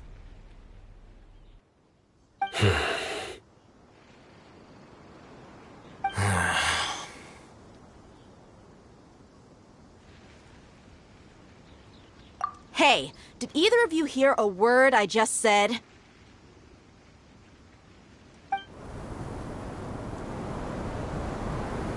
Whoa, what's going on? The wind's so strong. Is this a sandstorm? Paimon's gonna get blown away. Another sandstorm? What's up with these recently? Hey! All of you, over here, quickly! We have to take cover!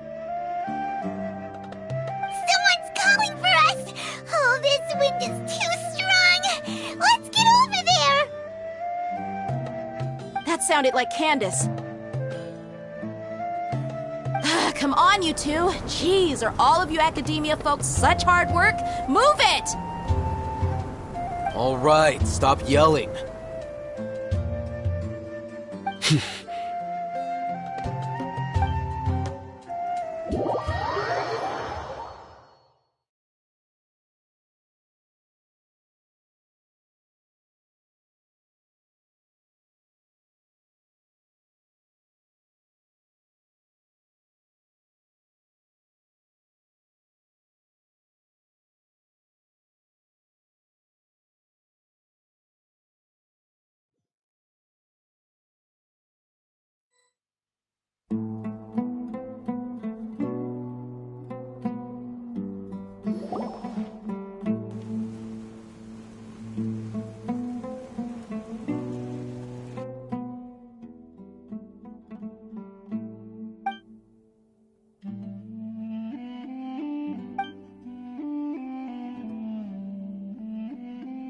Well, this is pretty awkward.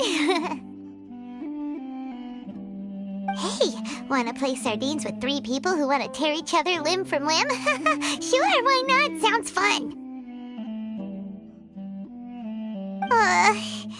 The air is so thick and heavy. Paimon can hardly keep floating anymore. My sincere apologies, everyone. This is the home of our village chief. I will have to ask you to make do with this small room until the sandstorm dies down. Please, let me introduce myself. I am Candace, protector of Aru Village. Our savior has come at last! Nice to meet you, Candace. The name's Paimon. Thank you so much for helping us. There's no need to thank me. It's only right to help each other when the weather gets rough. Wow, she's so gentle and caring, like a nice older sister. Unlike those guys over there. All right. Now that we're all better acquainted, we should return to the topic at hand. As a guardian charged with the responsibility to protect my fellow villagers from harm, I was observing your conflict from afar, even before the sandstorm started. And now that you have set foot within our village itself, it is all the more my responsibility to make absolutely sure that you pose no threat whatsoever to us.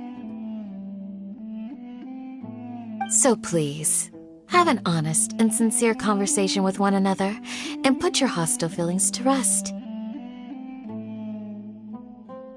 If anyone dares to start anything again while they are under this roof, I will not hesitate to send them out for some quality time with the creatures of the sandstorm. Oh, on second thought, Paimon may have misjudged Candace's character.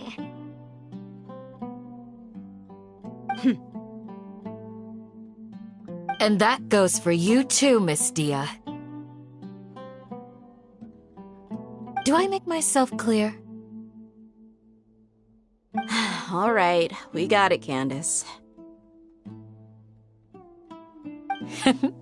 That's what I like to hear. So, which of you will begin? I was supposed to be a mediator, but I might have gotten a little too involved just now. Anyway, one of those two should probably start talking. Wait, that was you trying to be a mediator?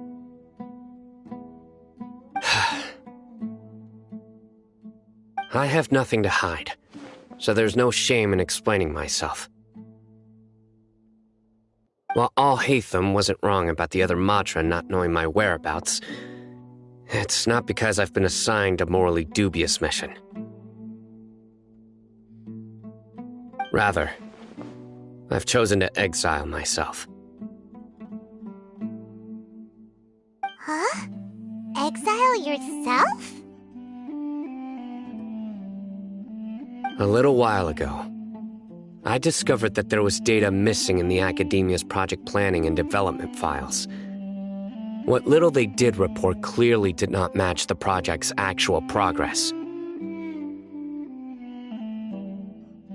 As General Mahamatra, I had the responsibility and authority to request an audit. However, to my surprise, the person responsible for the erroneous data was none other than Grand Sage Azar himself. I tried to investigate the issue myself before submitting a formal audit request, but I soon found that all leads and potential pieces of incriminating evidence were carefully concealed from me.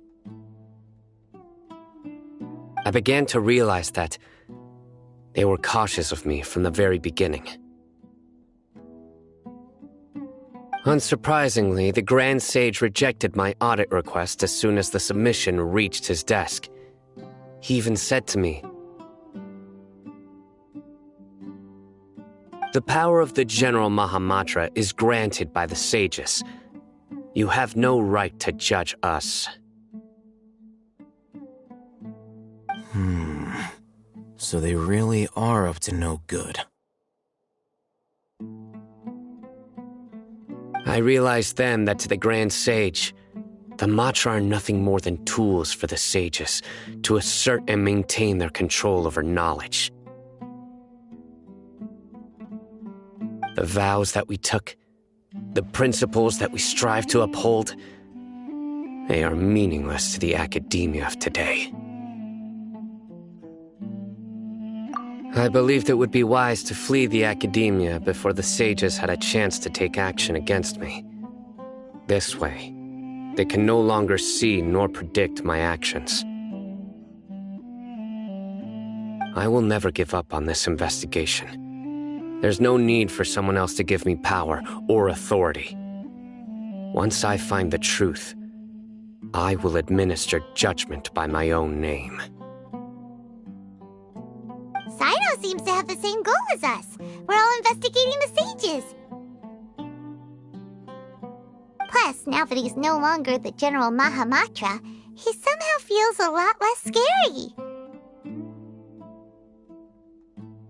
Well, Sino, if that's your story, then why did you see Al-Haytham as a target? When I was investigating the matter in the academia, I overheard a conversation between Al-Haytham and a sage. The sages asked you to investigate a blonde-haired traveler. Do you dispute this, Al-Haytham? What? Like many parts of the project, this assignment was undocumented. Now throw in your suspicious behavior with the Divine Knowledge Capsule, and I think we deserve an explanation.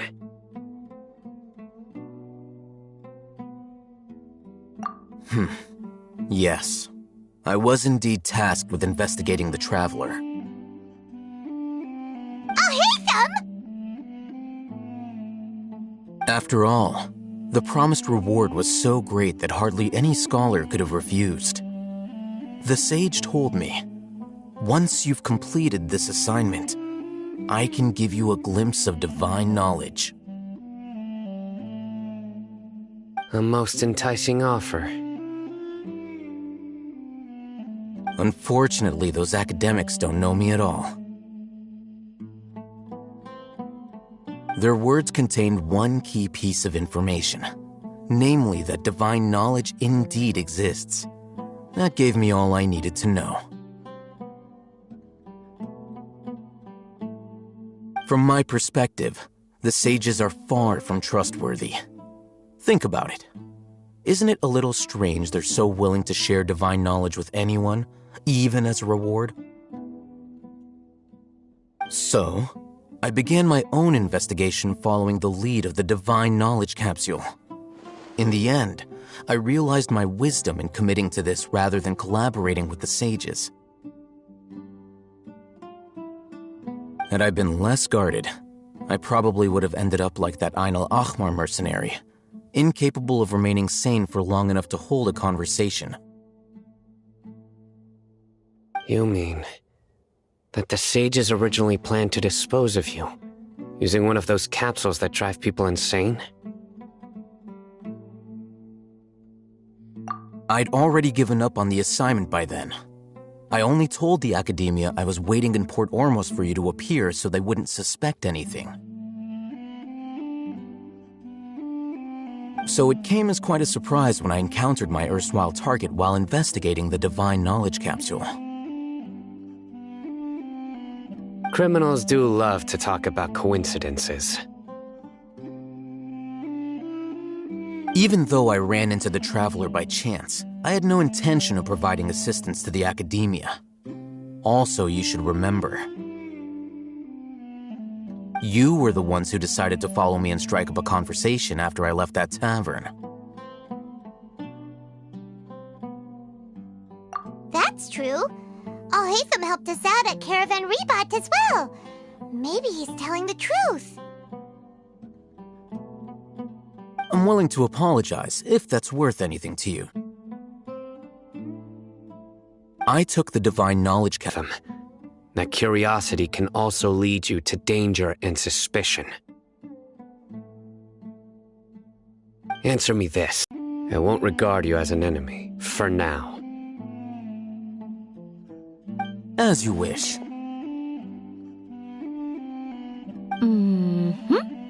Good. I'm glad to see you two clearing up your misunderstandings. And now you, Dia. I believe it's your turn. Oh, sorry, at home. I had nothing going on, so I decided to return to Aru Village for a visit. I was actually looking forward to a pretty exciting time getting back together with everyone here. But then I saw these two random guys in the middle of a pointless argument. It ticked me off, and things went downhill from there. Is that all? Well, I will admit that definitely sounds like your style. In that case, welcome back, Dia. That's more like it. I missed you all so much, Candace.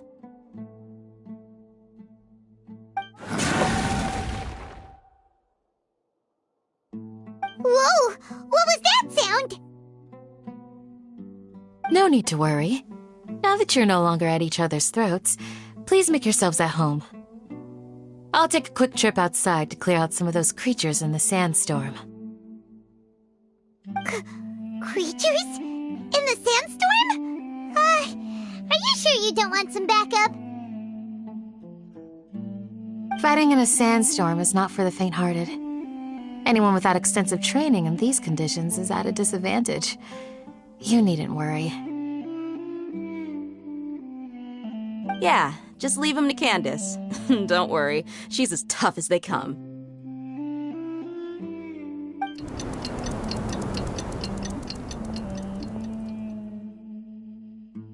The wind's died down. That means the sandstorm's over, right? Candace still isn't back yet, though. Is she alright? Maybe we should go out and check on her. When you put it that way, even I'm starting to feel a little worried. All right, let's go. We've been here long enough, and the boys are as chatty as the floor.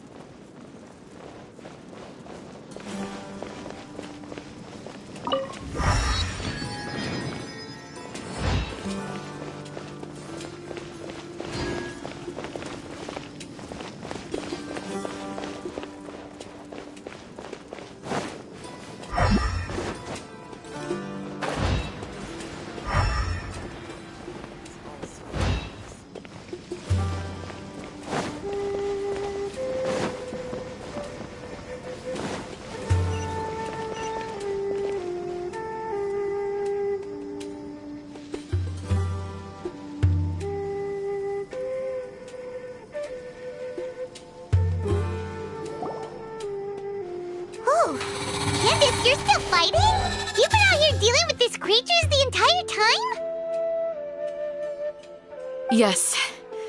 They just keep coming in waves. I've lost count of how many I've defeated. Before I realized it, even the sandstorm had stopped. Here comes another wave! Leave this round to us. I got interrupted earlier, but now I have something to take my anger out on. It's been quite a while since I've seen the Flame Mane in action. I'll leave these to you then. I'll be sure to put on a good show. Let's go!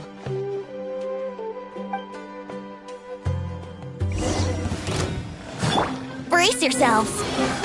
Let the show begin. Submit! It's nothing.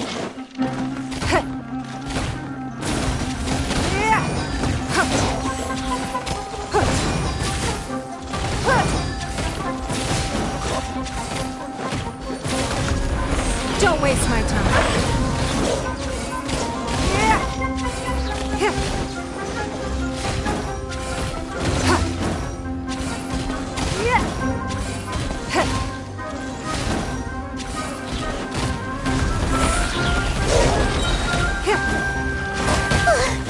Here comes another wave! When are they ever gonna let up? Time for takeoff.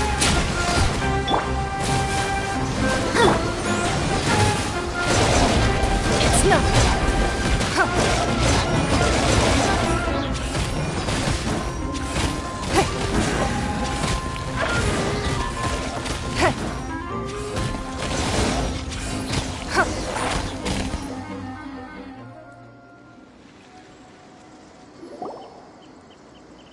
The creature stopped appearing. Was that the last of them? What we fought just now was probably the aftermath of the sandstorm. So we should be safe for the time being. Well fought, everyone. No injuries, I hope. Huh? Who are you? Ah, my apologies. I haven't had a chance to greet you yet. I had my hands full taking care of the village's elderly and children. I am the chief of Aru village. Everyone usually calls me Uncle Anpu. Sir, I am also originally from the desert, but I have not been back for some time now. May I ask if such sandstorms are common? I can't say they've always been common, but recently the storms have become increasingly severe and frequent. Besides sandstorms, we also occasionally get earthquakes. According to an investigator who stayed in the village a while ago, these unusual natural phenomena are related to the withering of Irminsul. Another effect of Irminsul's withering. So, Irminsul's withering causes withering zones in the forest, and sandstorms and earthquakes here in the desert? Everything in the natural world is inextricably connected to Irminsul. These regional symptoms can indeed be a reflection of Irminsul's present state. Everyone in Aru village needs to take good care of themselves. Speaking of which, why haven't I seen a single village keeper since I got here? Village keeper? Who are they? Village guards like Candace? Does your curiosity know no bounds? Village Keeper is how Aru village refers to mad scholars exiled here by the academia. Most of them are scholars who lost their sanity after a period of training in the Avidia forest. The academia believes that their crazed mutterings may have a negative effect on the psyches of other scholars. So, they're forcibly exiled to the desert. Though if you ask me, it's all a boatload of nonsense. Alas, that's exactly what we've been trying to investigate. One by one, the village keepers have been mysteriously disappearing without a trace. But no one in the village has ever seen them leave. If you're planning to stay around the village for the next few days, I'd appreciate it if you could keep an eye out for them. I've had encounters with those people in the past. I'll see what I can do to help. The Matra are the ones responsible for their exile. Now that you're no longer with them, are you trying to alleviate your guilt and atone for your past sins? I'm fascinated by how you think. Mock me if you will, but if you are guilty, I will eliminate you, regardless of my position or identity. Oh, you're the former General Mahamatra. You must be an expert in these kinds of investigations. Thank you for your help. Is it because you're reminded of Hypatia? Oh, these poor scholars. First they lose their sanity, now this! We need to help get them back home, safe and sound. But, is it really a good idea to tag along with Sino? You seem like you really don't trust him. I'll be grateful for the assistance. No doubt you will do a better job than some of my former subordinates. Let's start by finding a spot to share what we know so far.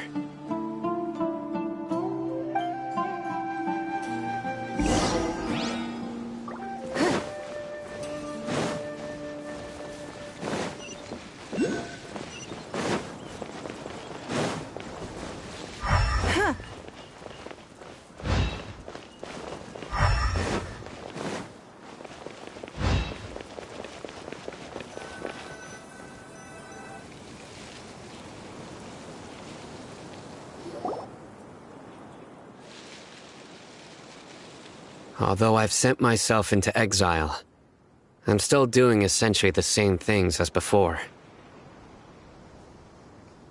Do you still have any questions for me before we start our investigation?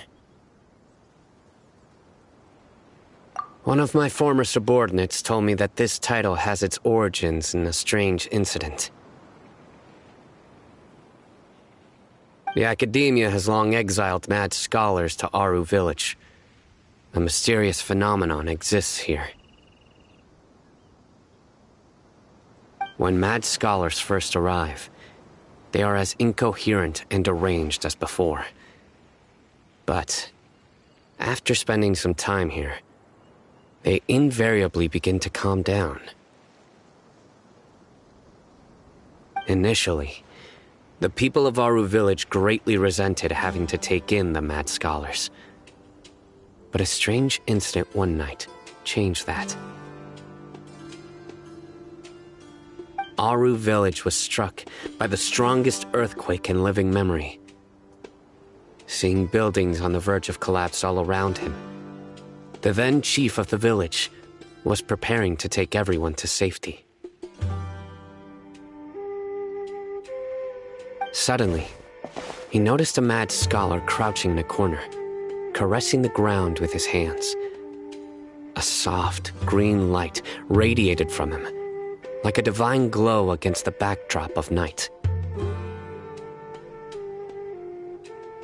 Despite the powerful tremors that ripped through the ground that night, all the houses remained upright, almost as if they had grown roots reaching deep into the ground.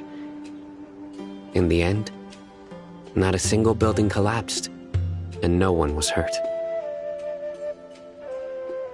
After that, the people of Aru Village treated the mad scholars with greater kindness, and began to refer to them as the village keepers.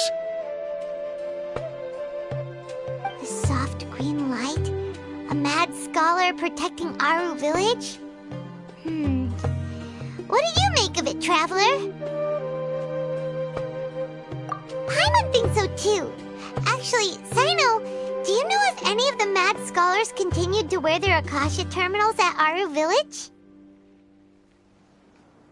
In theory, They would continue wearing them so the academia could still monitor their activities.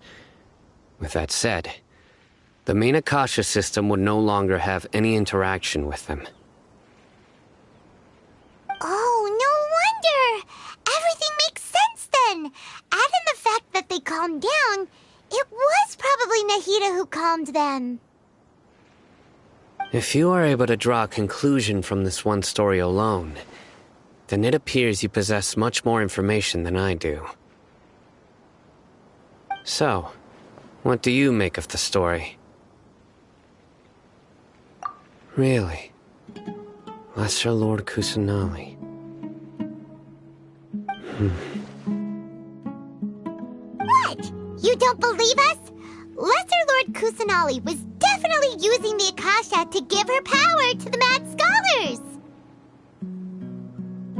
No, it's not so much that I don't believe you. I'm just struck by your reasoning. Lesser Lord Kusanali, the current Dendro Archon, is she really active in Sumeru? The Academia has always placed far greater importance on the late Greater Lord Rukkhadevata. They've more or less ignored Lesser Lord Kusanali, and I've never had any reason to doubt their views.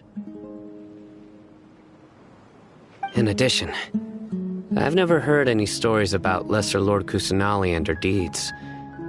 To me, she might as well have been a god that never existed. No way! Nahida definitely exists! She's a... how should Paimon put it? She's a good Archon who's kind and wise, even if she says weird stuff sometimes. I've spent many years interrogating criminals, so I can easily tell when someone is lying.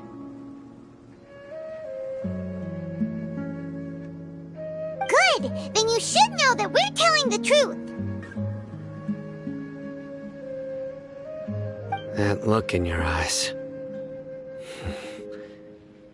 I've never seen that from a liar. You two really must have met Lesser Lord Kusanali. How can this be? To think, our Archon has been amongst us this entire time. Alright, now it's our turn to put our skills to good use for this investigation. But easier said than done, especially since we don't have any leads. Maybe we can start by knocking on some doors. Excuse me, are you here to help me find my grandpa? Huh? Who are you? By the sounds of it, a resident of this village. My name is Isak. You'll help me find my grandpa, right? Is your grandpa a mad scholar? Hey, don't say that. Grandpa is just Grandpa. Why do you have to call him that? It's not like he's a bad person or anything.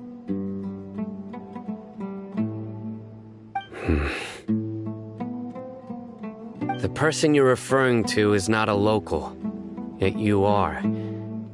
Why do you call him Grandpa? Grandpa is just Grandpa. He's my family. I heard everything you said to the village chief. Please, you gotta take me with you. I want to find my grandpa. I swear I'll help. I won't be a nuisance. Ah, so you're the one who was eavesdropping on us around the village chief's house. I was planning to go out and take care of whoever it was, but I had a vague feeling that they didn't harbor any ill intent. Whoa! Ethan wasn't kidding about Matra having sharp senses.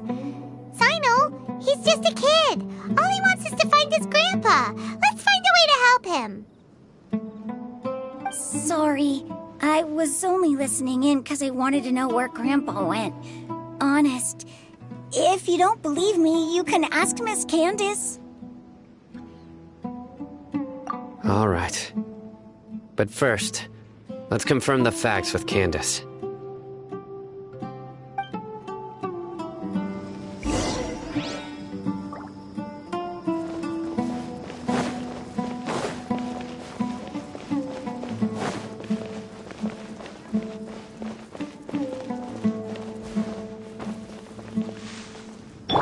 Here we go.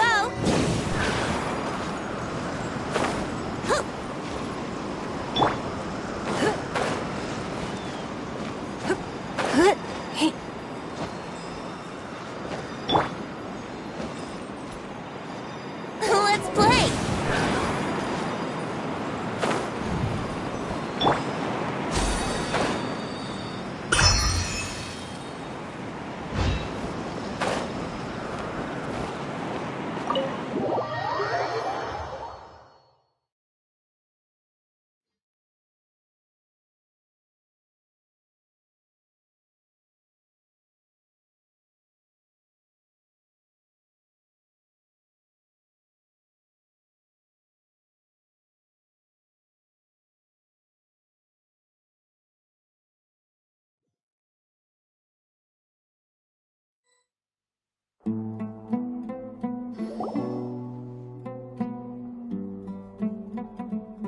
Sino is super vigilant.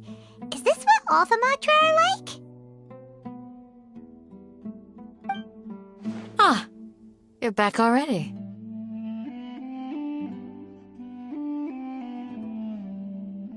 We just wanted to confirm something with you. Do you know a boy by the name of Isak?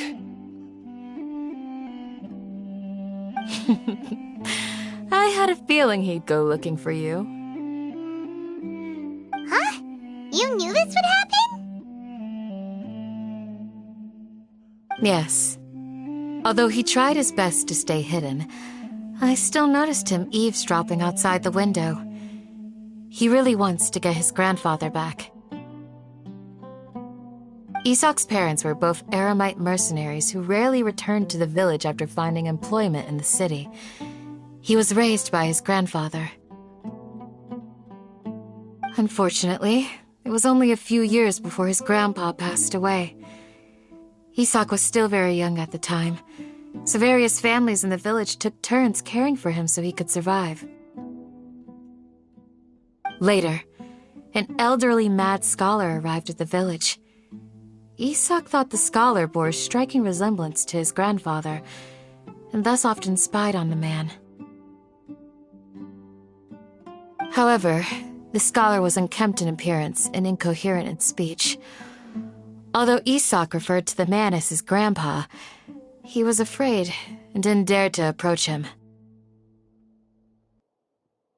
One summer night, the oft mumbling and bumbling grandpa suddenly calmed down and seemed to become more lucid. He even noticed Isak hiding in the distance. So Grandpa walked up to Isak and patted him on the head. He even took Isak to the entrance of the village, where he patiently taught the boy the names of the stars, and accompanied Isak until he fell asleep. The next morning, Isak woke up and wanted to go find his grandpa again, only to realize his grandpa no longer recognized him. However, even so, Grandpa retained his calm expression. It's said that those who saw the scholar claimed he no longer appeared to be crazy, but appeared to be living in his own world, almost as if he were sleepwalking. Isak was thrilled that his grandpa was able to find peace and would follow him all the time, asking him things like, "Grandpa, want me to take you somewhere fun?" Or, "Grandpa, could you tell me stories about the stars again?" All this somehow just makes Paimon feel really sad. It seems like they both deserve so much better. Perhaps. Nearly everyone who lives in the desert has some form of hardship or regret. But even so, we must still continue on with our lives. It's also my reason for fighting. I must continue to protect this land.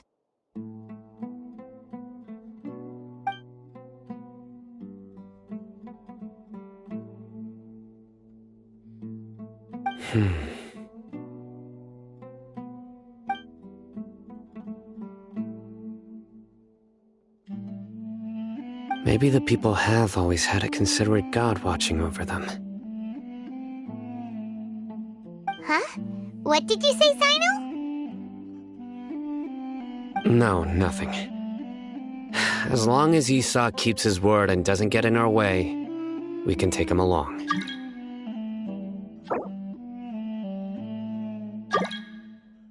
Perhaps you are more compassionate than I gave you credit for.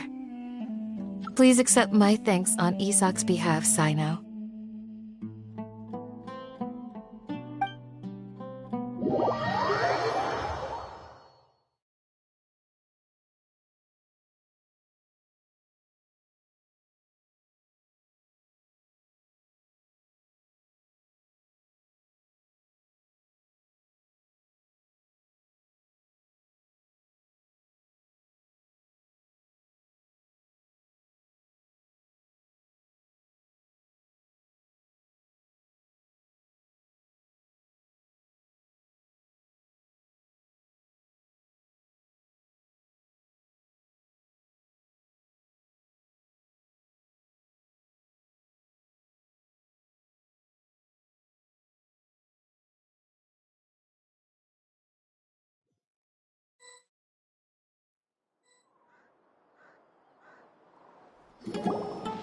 Hey, Isak! Oh, it's you guys!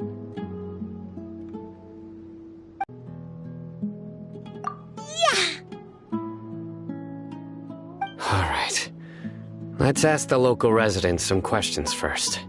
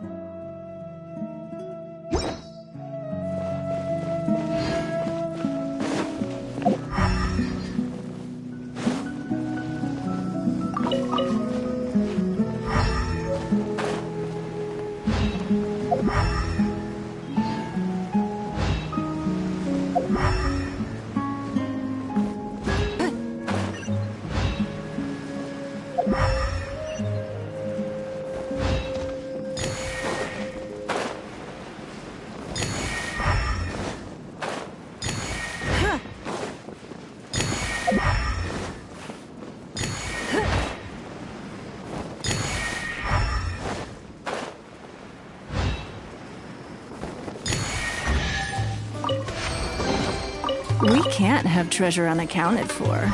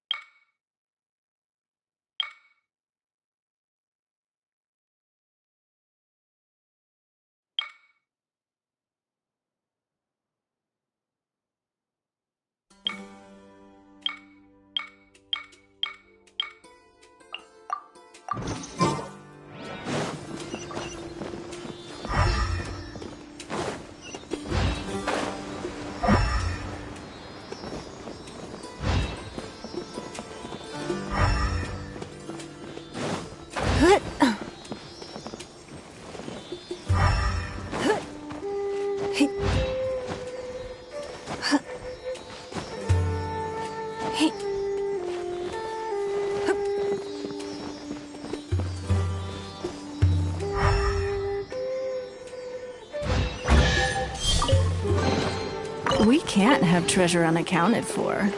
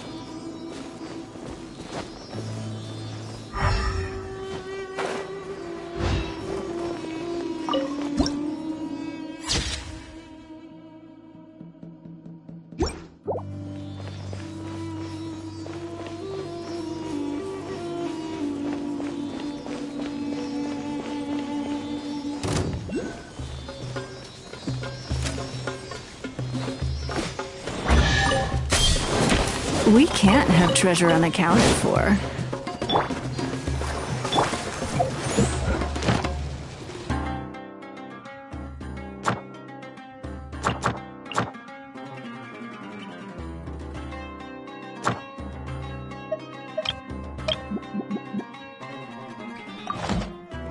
Take that!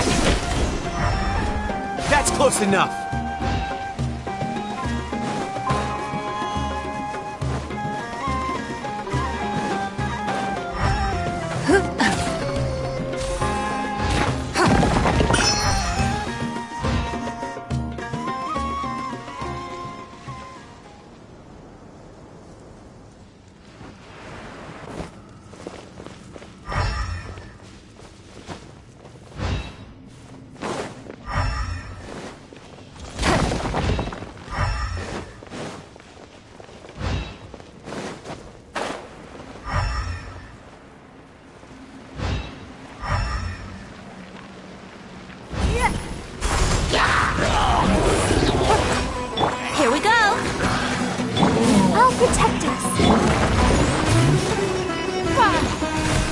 Don't waste my time.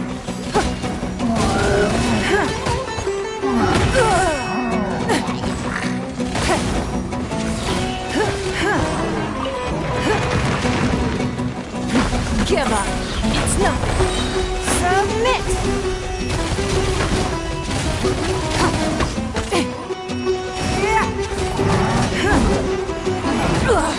You wait.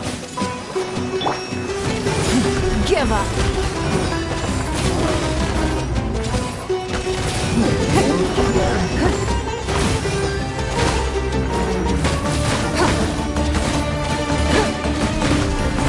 Don't waste my time.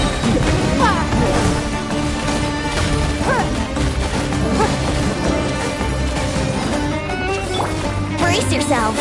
Think you can get away? Let the show begin. It's not.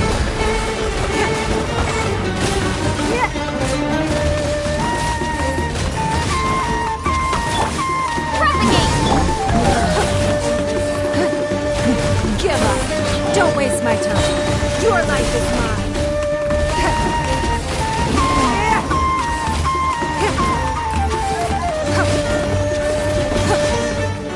It's nothing.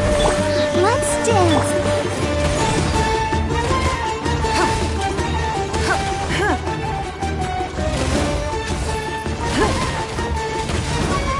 Don't waste my time. Give up. Yahoo! Time for takeoff.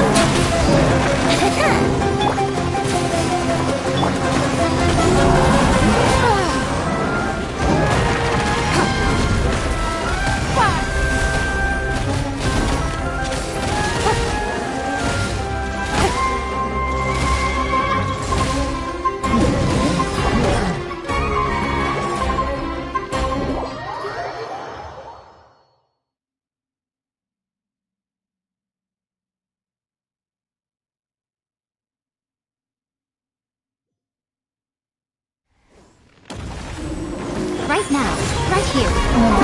Nothing left.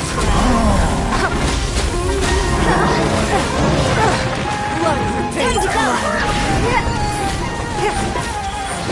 Right now.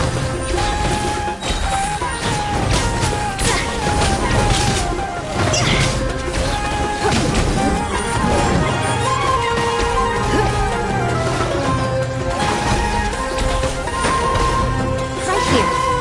Don't waste my time. It's nothing. It's over. Think you can get away? It's nothing.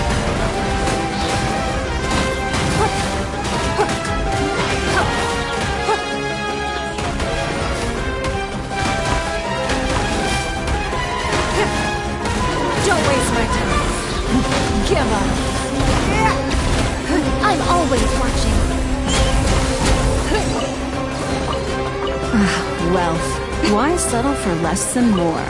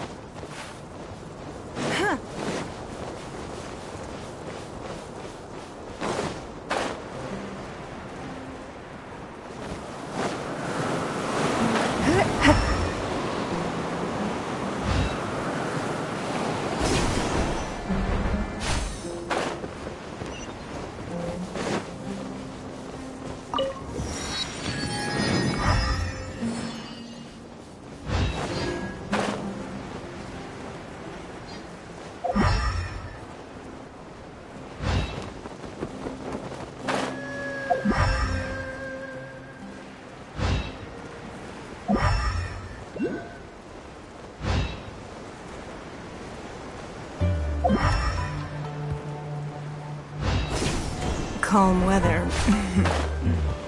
Do not trust your eyes. Your eyes can lie to you.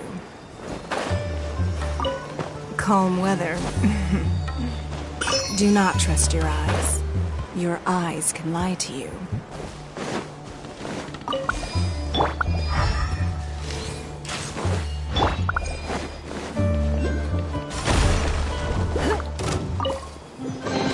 A keen eye.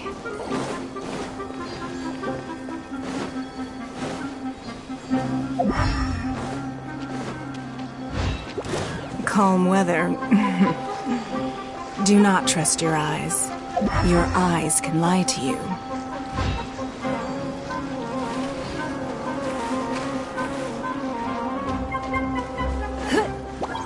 Let's play! Time for takeoff. Don't waste my time.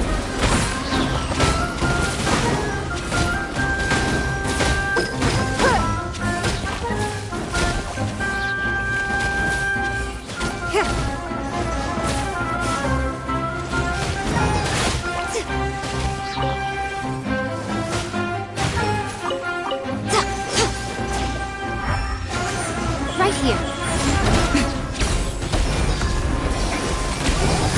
Give up. Higher, higher, pants on fire!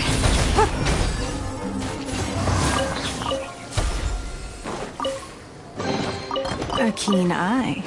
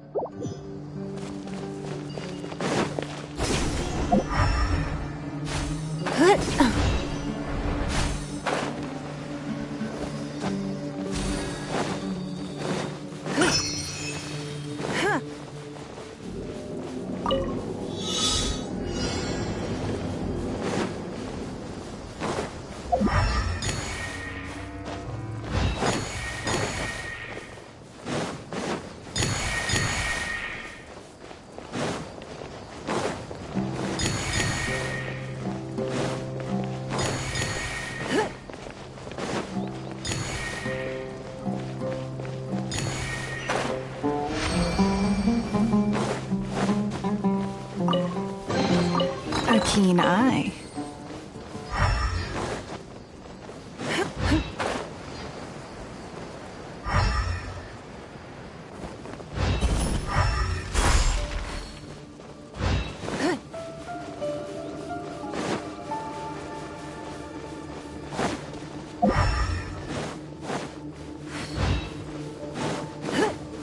Time to work! Submit! Work time! No excuse for slackness! Get out of my way! Yahoo! It isn't time for a break yet! Leaving so soon! Take cover! Let's play! Prepare! Think you can get away?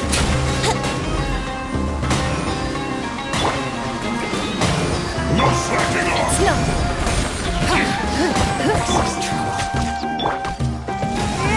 Don't waste my time. No Just not breaking a sweat! You dare to hit me! Your life is mine!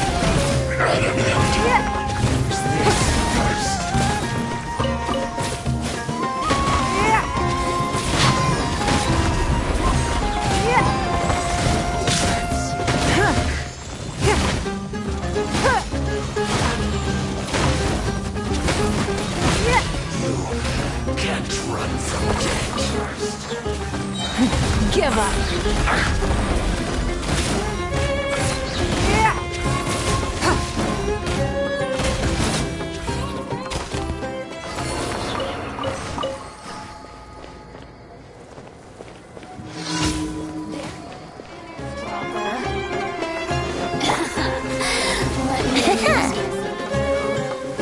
Time for takeoff. Go, Barbara!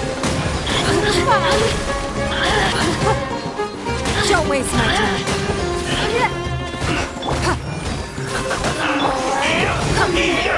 You need to hurry up! Blink!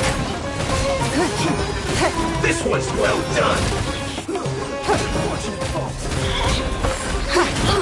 Oh, now you've got me worked up.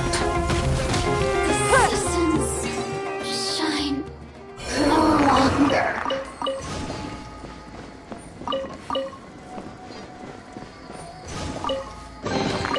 We can't have treasure unaccounted for.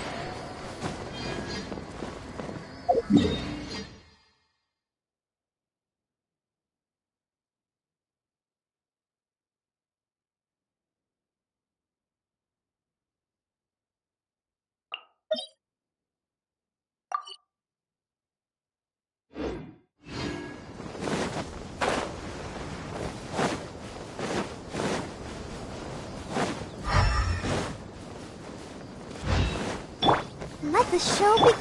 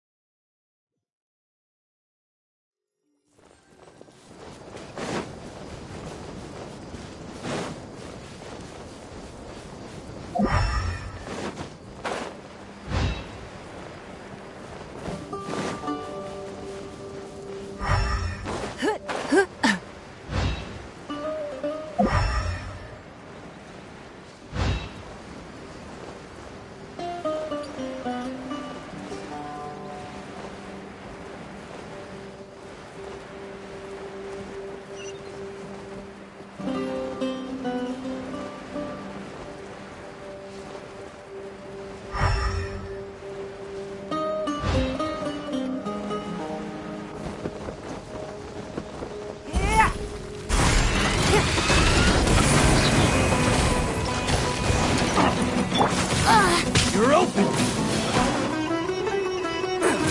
Think you can get away? Let's dance! Your life is mine! It's nothing! The hunter becomes the hunted.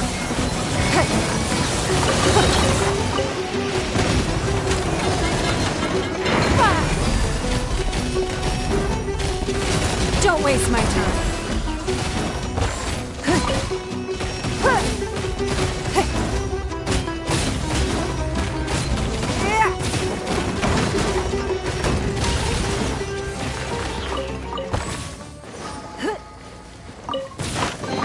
A keen eye.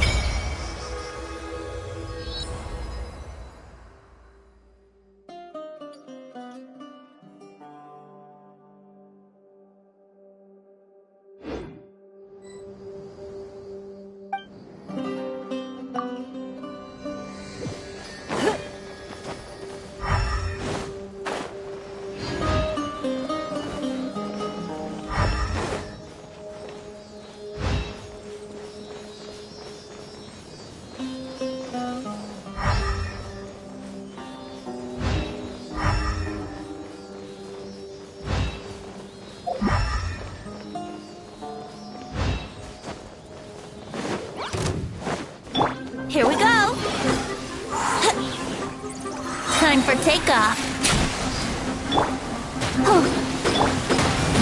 Give up. Yahoo!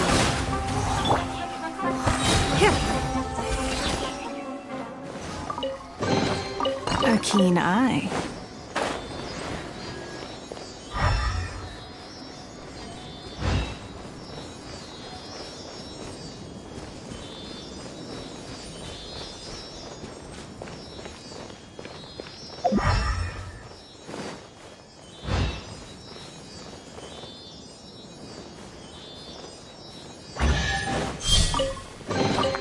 We can't have treasure unaccounted for.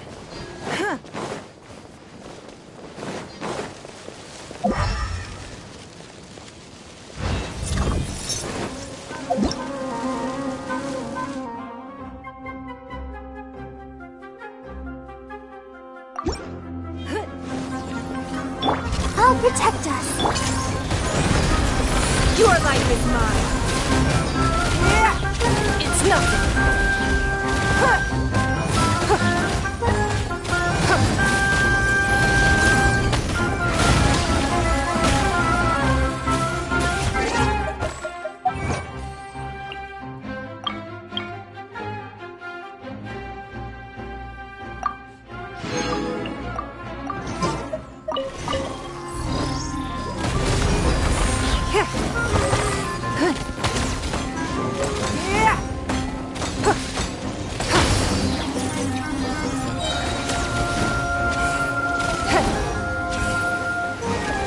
Give up.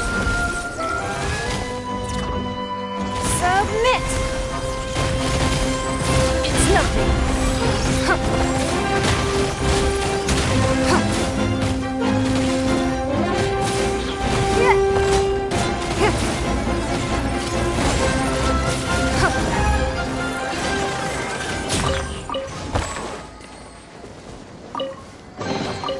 We can't have treasure unaccounted for.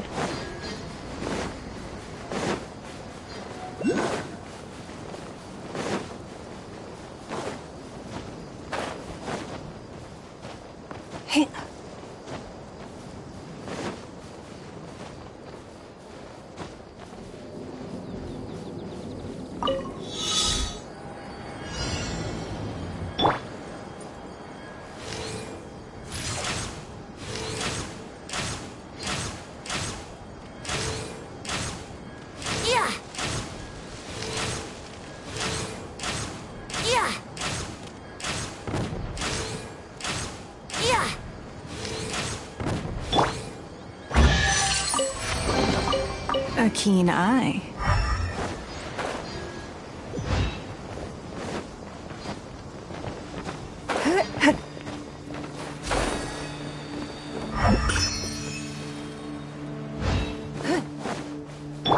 Let's dance.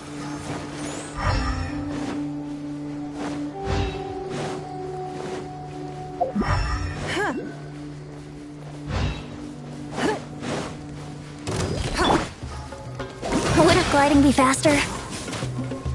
Think you can get away? Give up. Brace yourselves.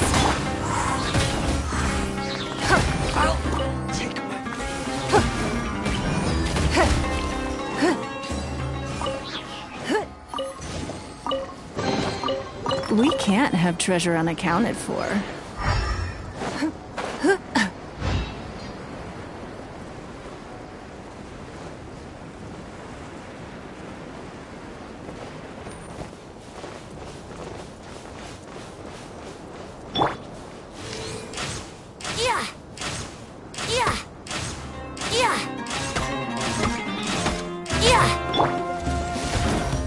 Don't waste my time.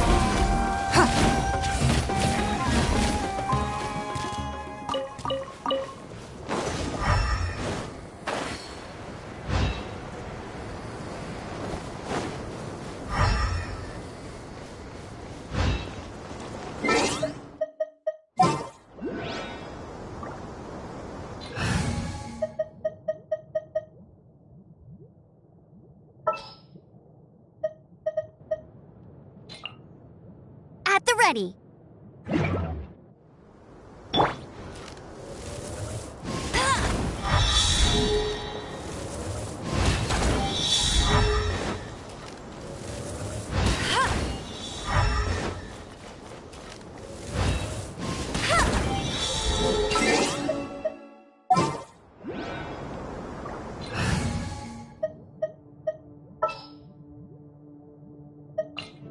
Just what will we come across? Wealth. Why settle for less than more?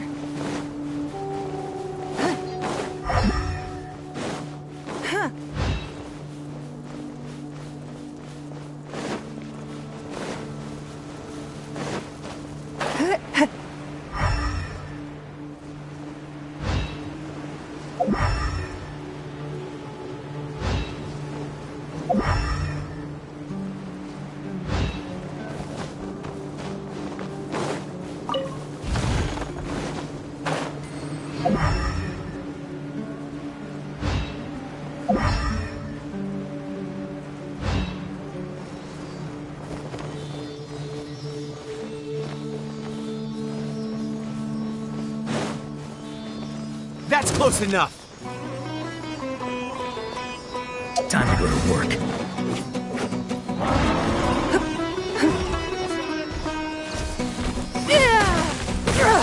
Blood repays blood. Is that all you've got?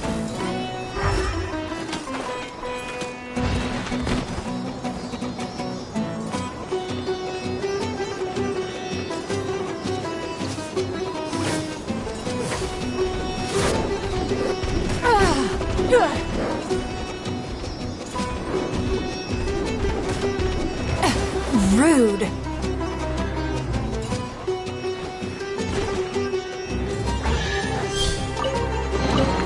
We can't have treasure unaccounted for.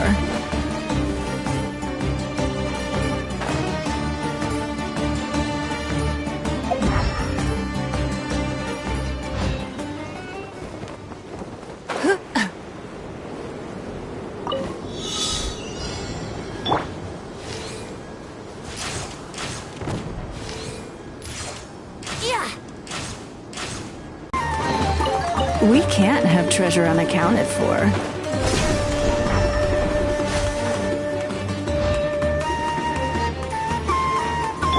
Yahoo!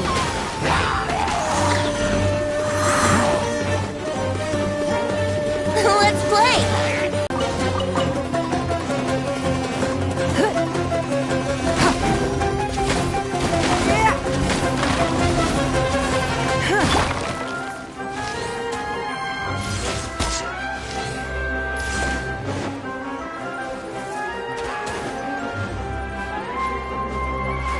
Brace yourselves!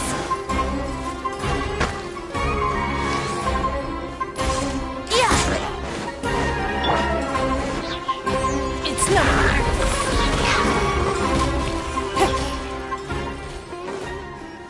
I'll protect us. Wealth. Why settle for less than more?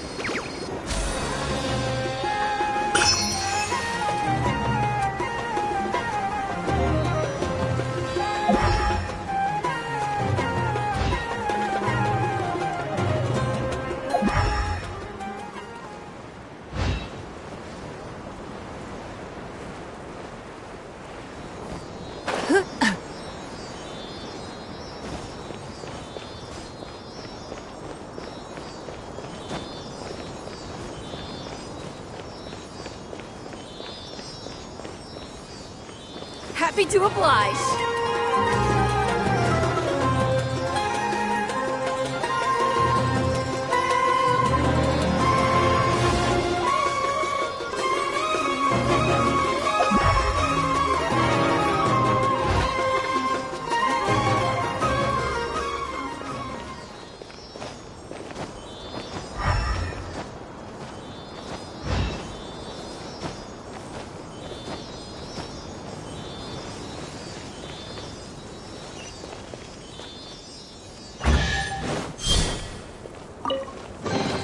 We can't have treasure unaccounted for.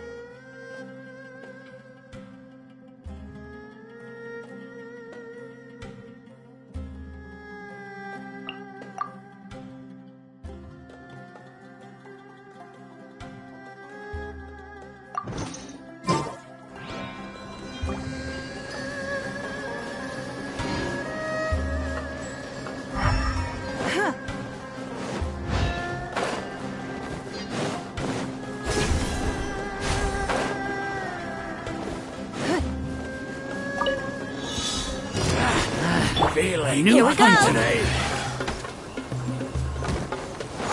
Wouldn't gliding be faster? Think you can get away?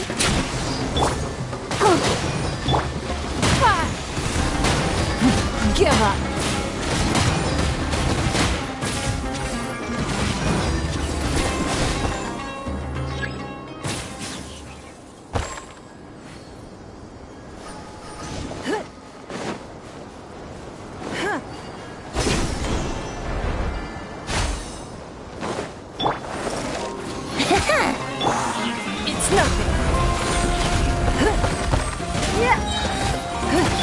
Yahoo!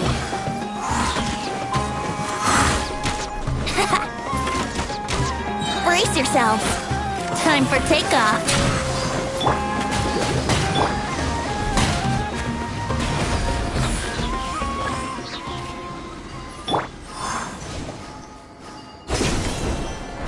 You are not welcome.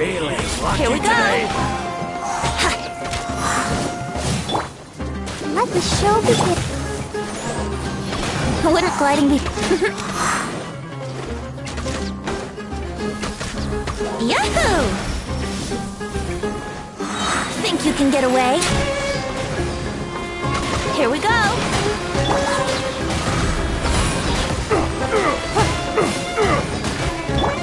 Yahoo!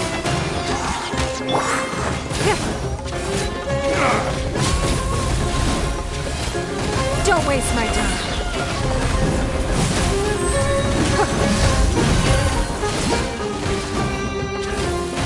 How regretful. Your journey ends here. Submit!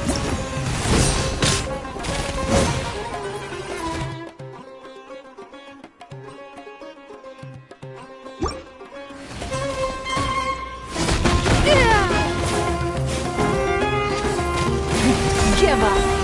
I'll protect us. Sand, your sacrifice is ready.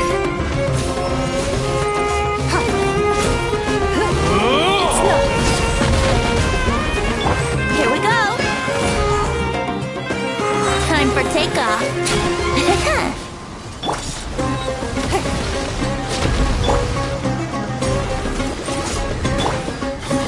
Don't waste my time. Give up.